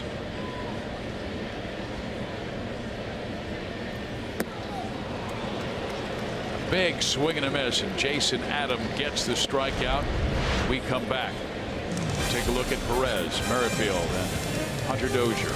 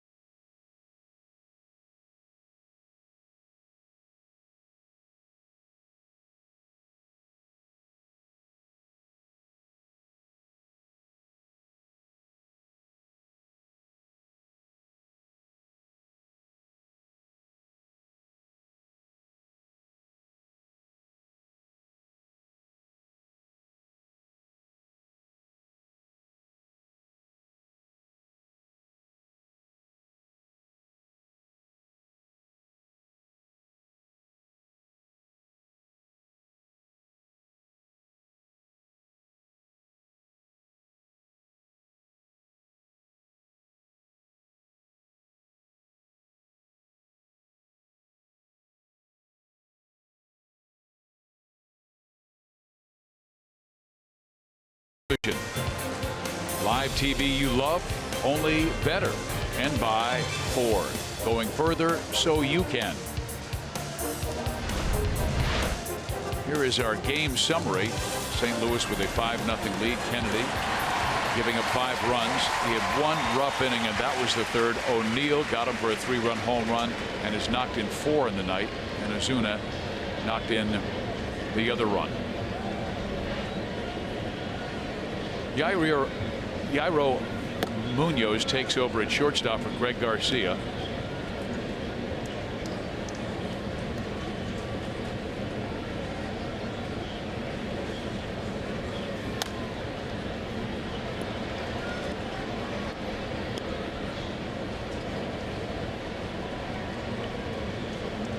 Munoz, they say he's got a lot of range for a shortstop. Good player. He can make some eye-popping plays at time. Ooh, watch it there. One Royal has already been hit. That was Whit Merrifield back in inning number 4. Merrifield waiting his turn on deck.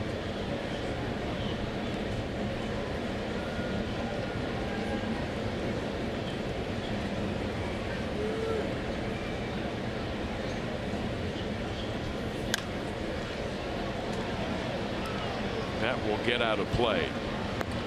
Royals have only 4 singles.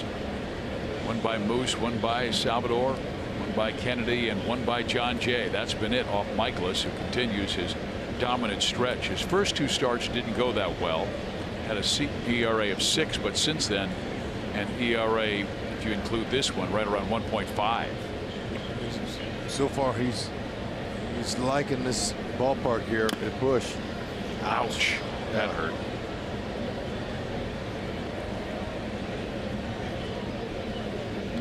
How about our Pepsi fans of the game? Check out this little guy. He wants a selfie at Busch Stadium. Reach for the camera. Reach for the camera. All right. Hey. Yeah. Young star. Good job. Great you're here. Thank you for coming. You did it? Yeah. Fantastic. So much fun.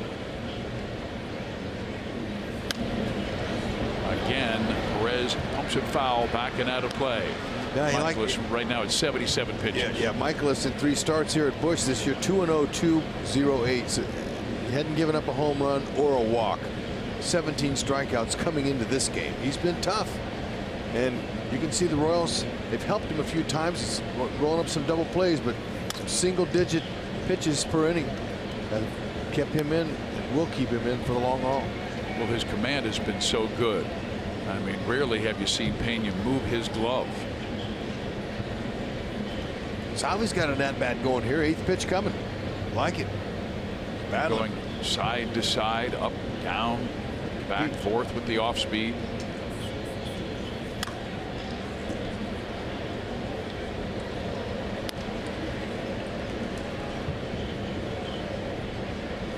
And he has how about this, a 73% strike rate with his fastball. Usually that's good news for a hitter.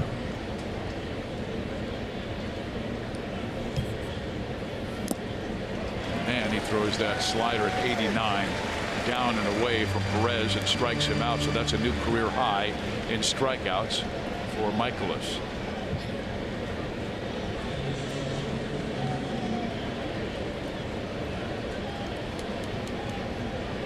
Kid's dealing, barely breaking a sweat.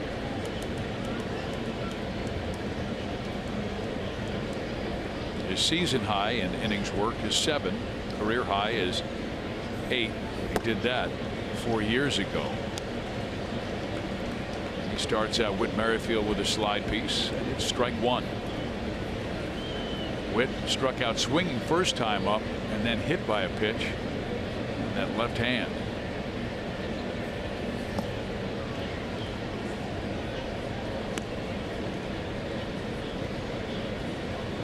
One interesting story that I wanted to get into about Miles Michaelis, Hud, has something to do with you.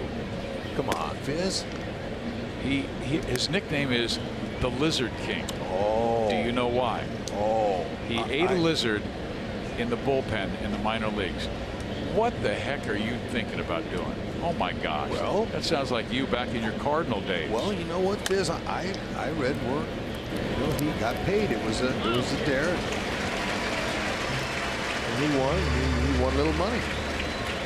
It was a 2011 Arizona Fall League game, and they found one of those little lizards running around in the bullpen, and the dare was made.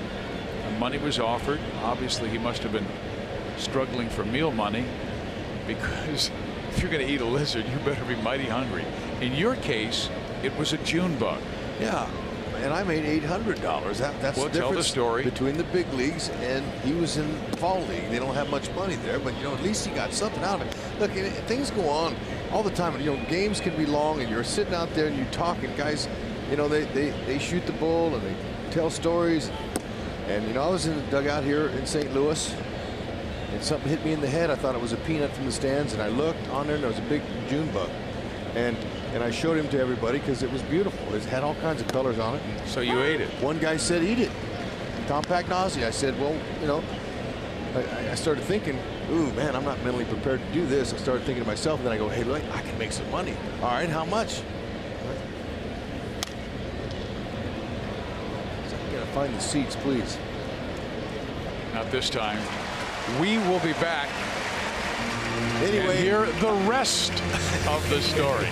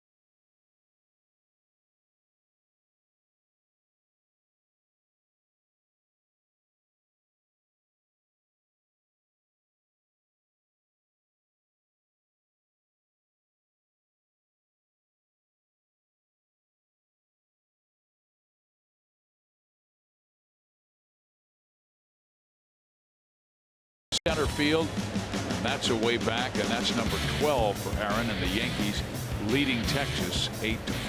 That's where we head next. Texas in last place in the American League West. Mike Liss visiting with his pitching coach Mike Maddox, and Matt Carpenter stays hot against Kansas City. Can you believe what this guy has done in his career against the Royals? That is his 6th home run against Royals pitching.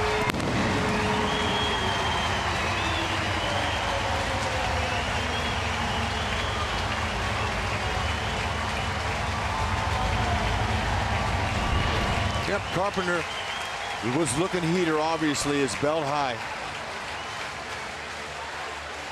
Tags it for his 4th. So he now has 13 hits in his last 24 times up.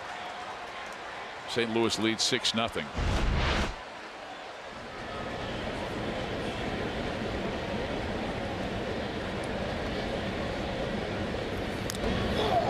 Jose Martinez, and that's fouled off Sal.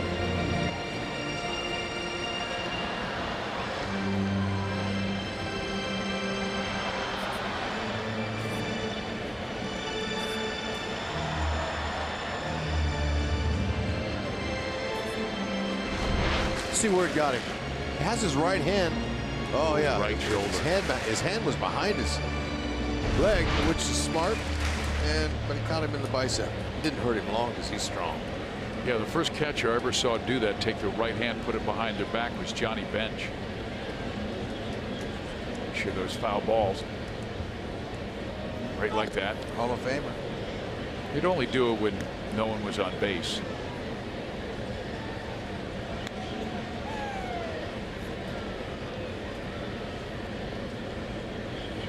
And Rex, you must finish your story. Oh, well. Okay, well, let me set the scene. In the dugout, Junebug landed on Rex's hat. He showed it to his teammates. Somebody said, eat it. You said, how much? And 8 guys said, $100. No. First guy said $10. I said, shake yourself. You're a big leaguer. Okay. $10. So he said 100. I said, all right, now we're talking. To speed up your story. No. I'll tell it quick. I got all the way down to the end of the dugout, and there's Whitey Herzog looking at me going, I'm thinking, oh no, I can't be doing this in the middle of the game. The Mets were beating us like 7-1. It was, midway through the game. So I said, okay, I will. And they said, we have a stipulation. You have to chew him. And I said, okay, I have a stipulation. I'm not chewing anything until I get the money in my hand right now. So they all got up and went inside the locker room. They all brought the money and put it in my hand. And I popped that thing in there like a sunflower seed and chewed him up. And I showed him to him on my tongue. Good. Yeah, and they all went, oh. And I sat down. I was expecting a rotten taste, and it tasted like bacon. And I started telling myself, that's the easiest money you just ever made. Yeah, it was. We came back against the Mets. We beat them, and it became the rally bug. And as you left the stadium and saw your wife, all your teammates, looked at Jennifer and said, whatever you do, don't kiss Rex tonight. That's exactly what happened. And I showed her the cash, and she said, thank you, I'll take it. She took the cash. But those things happen during the course of a ball game sometimes. It's a good thing we came back and won. I might have got in trouble. Ooh. Well, that's good news. Well, you were trailing by 6 runs in that game. There's a good curveball thrown by Jason Adam for strike 3. Nicely done. The Royals perhaps could come back from a 6-run deficit. Let's take a look at the break he gets on this curve. Oh yes, that locks you up. Locked him up and is coming right at him like that. He says, I'm not swinging at that. Salvi did a nice job helping him frame it up.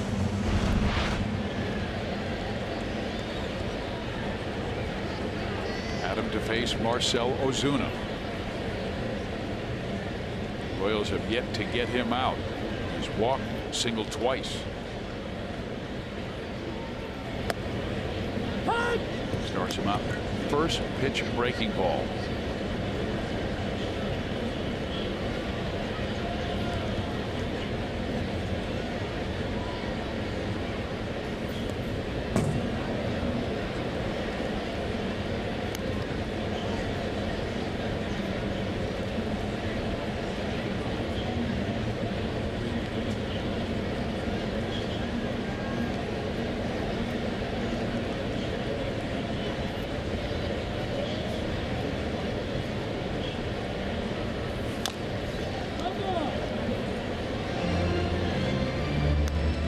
Jason Adam talked about him growing up, in Overland Park.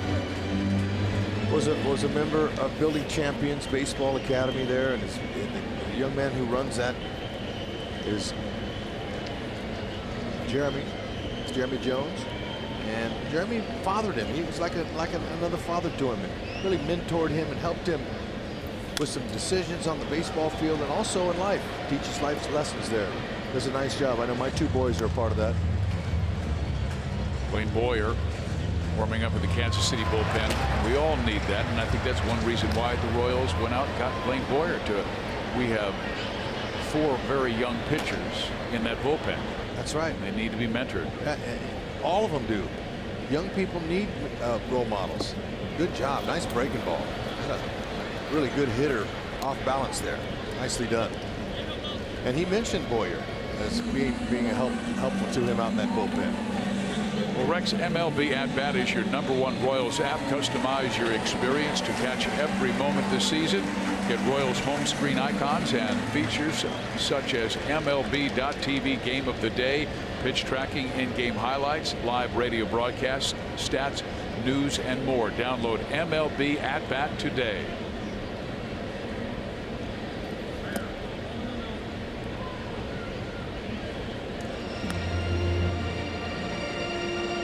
Here's young Mr. O'Neill, who was driven in 4 with a 3-run home run and a double, plating Ozuna. Yep, his 2 hits were very productive. How about that? Got him out in front of that beauty. Looking for the heater. He took a little something off. It's his changeup.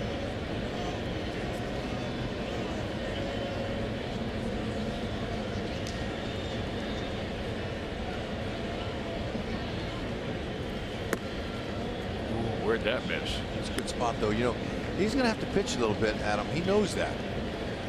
I talked to him today about, you know, I welcome him to the big leagues because, you know, he has an ERA now. You know, these guys up here, they don't miss when it's over the middle. And he said, I know, man, they're unbelievable. The hitters, you can't miss, and you have to be able to mix them. And that's what he's doing right now. He's pitching. He's got a nice arsenal to work with when you have an above average fastball like his.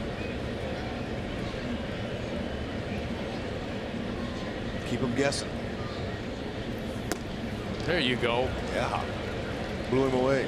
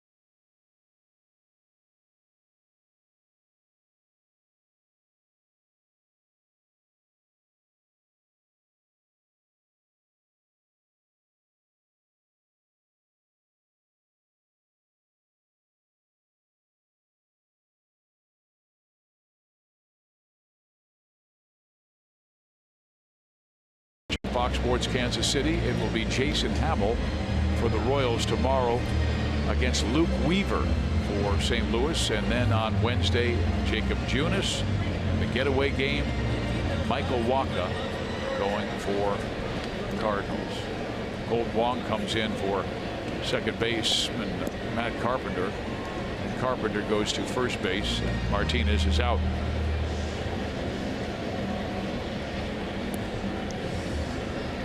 Alex Gordon will lead things off. 0 for 2 today, a strikeout and ground out.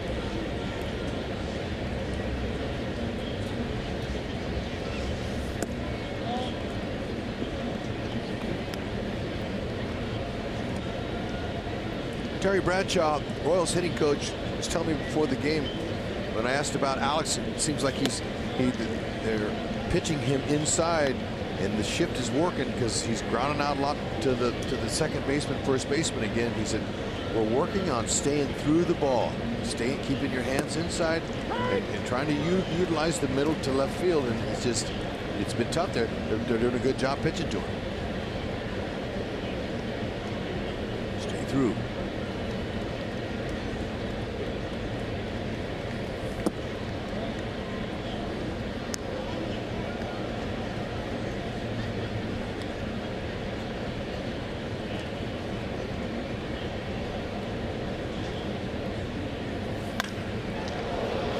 Alex skies one deep to center field. Tracking it well as the center fielder Tommy Pham to make the catch. 1 out.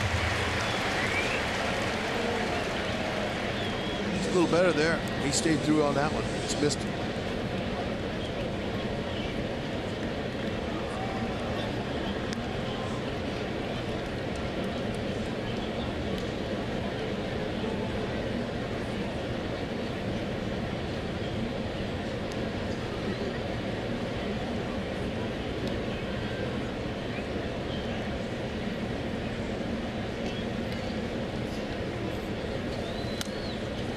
Foul back.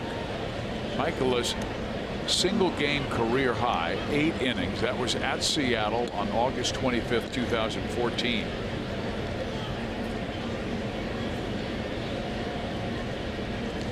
He already has a career high in strikeouts tonight with 8.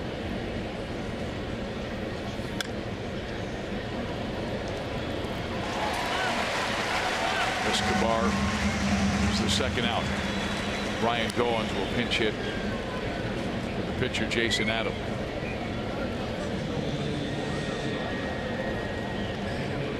Goins 1 for 3 off the bench for Ned. You see that this year? Be hacking.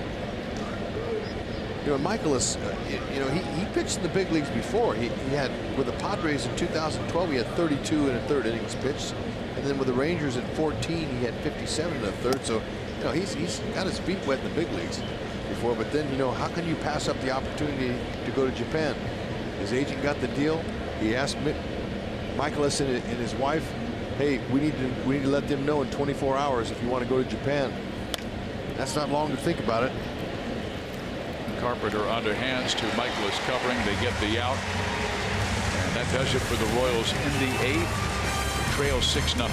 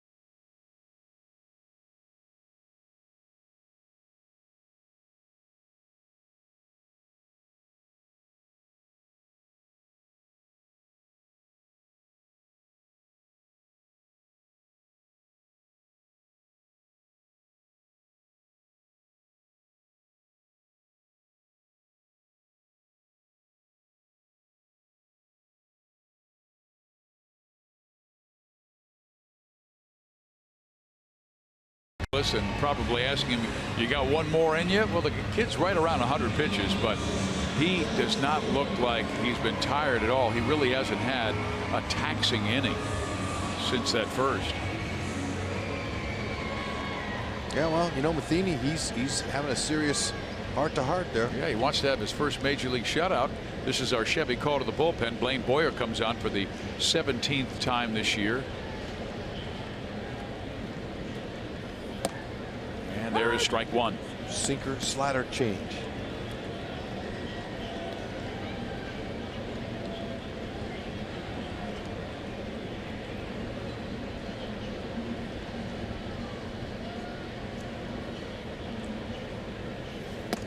Ooh, that's up and in. Got away.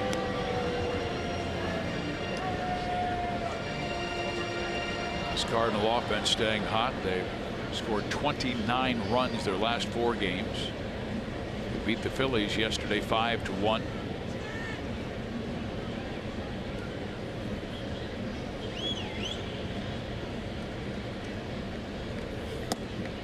In there, 1-2.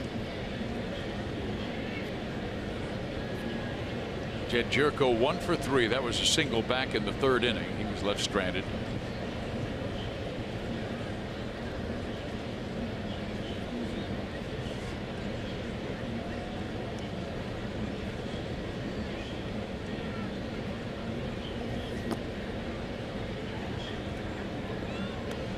Received information on why Greg Garcia was taken out of the ball game. Lower back tightness. Boy, he was picked up immediately by Jose Oquendo, who came jogging in from the third base coaching box towards the batter's box to get the umpire's attention. Well, they got him with a high fastball.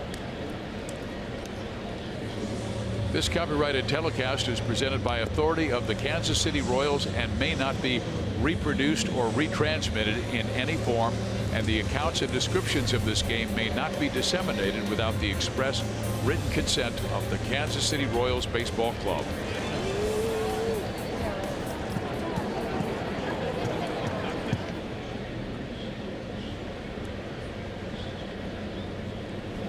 Now Munoz, who came on pinch run when Garcia got hurt, he immediately hits a sharp ground ball to Whit Merrifield, who throws him out 4-3.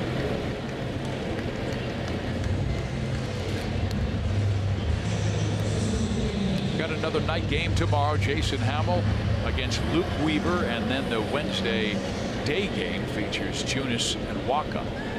But Michaelis is going to hit for himself. He's moved into the on-deck circle. First things first, it's Francisco Pena, and I have a feeling Matheny is hoping that Pena makes out so Michaelis doesn't even have to hit.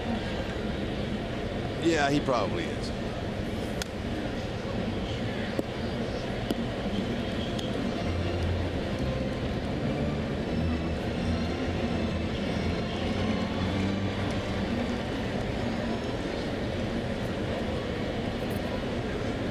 Michaelis has only thrown 97 pitches through 8 innings, so yeah, let him have a chance at his first big league shutout.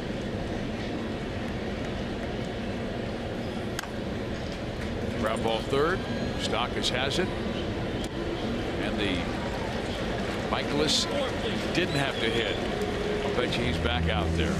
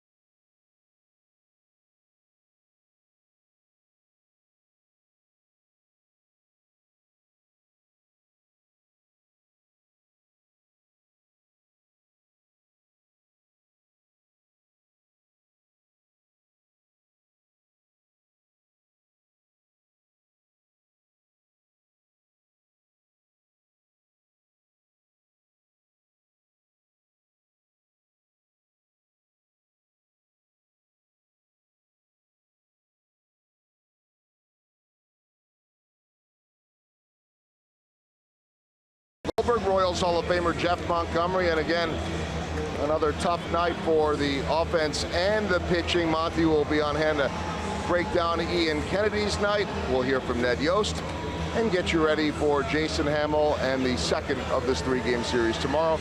That and more coming up on Boulevard Royals Live. Fizz? Thank you very much, Joel. Here it is 6-0, and the Cardinals have that lead, and Miles Michaelis will try for a complete game shutout. The last time that happened was September 4th of last year. Carlos Martinez dealt on the Padres with a 2-0 victory. Martinez right now on the disabled list. And that ball stroked very well to deep center field, but Pham is there to bring it down. John Jay is the first out.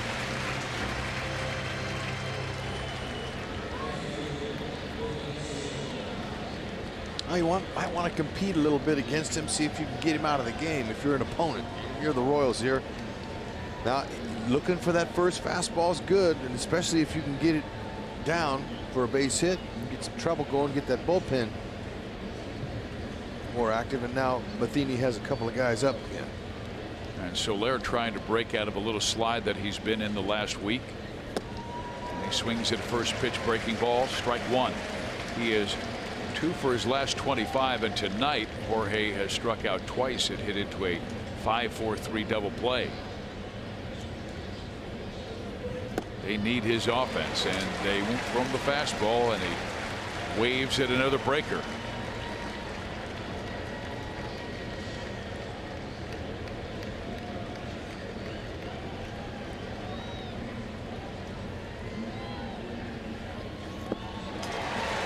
Three straight curveballs, and Soler strikes out for the third time. That is 9 strikeouts for Miles Michaelis.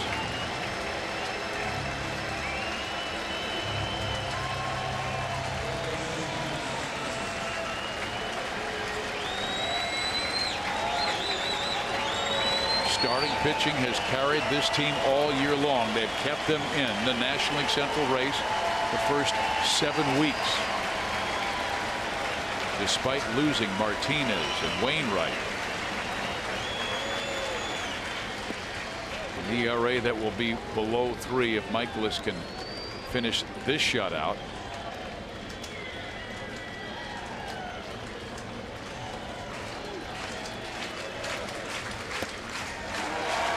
Strike and a 1-1 count. He's just really kept the Royals off balance all night. Got to be tip your cap to him. He's executed his pitches. Yeah, when he's missed barely off the plate. And you see that little box indicates the strike zone. Yep. He's hitting the corners of it. Yeah, and you know, hitters, they don't like to tip their cap.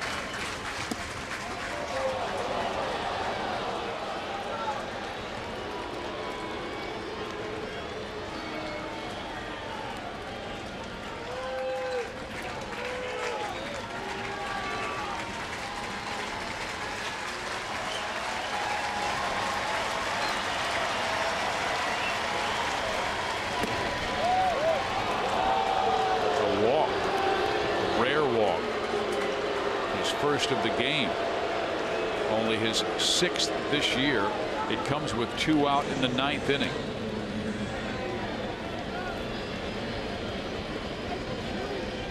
Pitching coach Maddox, he took a couple steps out, and they want to know if he's ready in the bullpen. Hires up in the bullpen. Maddox just took his hat off, and that's the sign. Is he ready?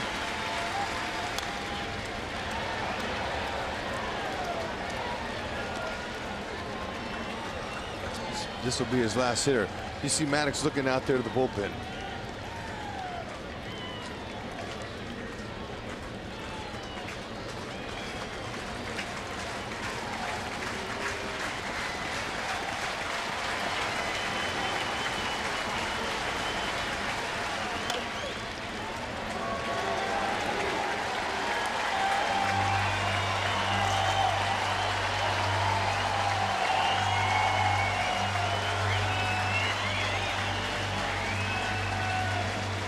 Adam Wainwright watching. Mike Matheny studying his young right-hander, making his 9th start. looking for his 6th win without a loss.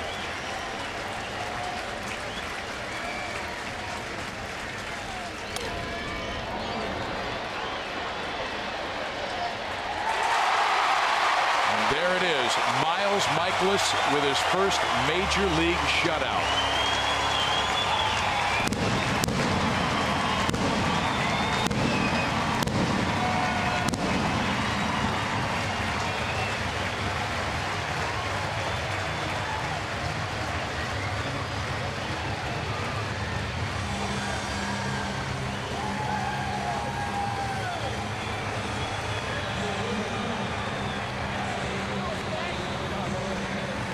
Rather impressive performance. 9 innings allowed, only 1 walk, career high 9 strikeouts.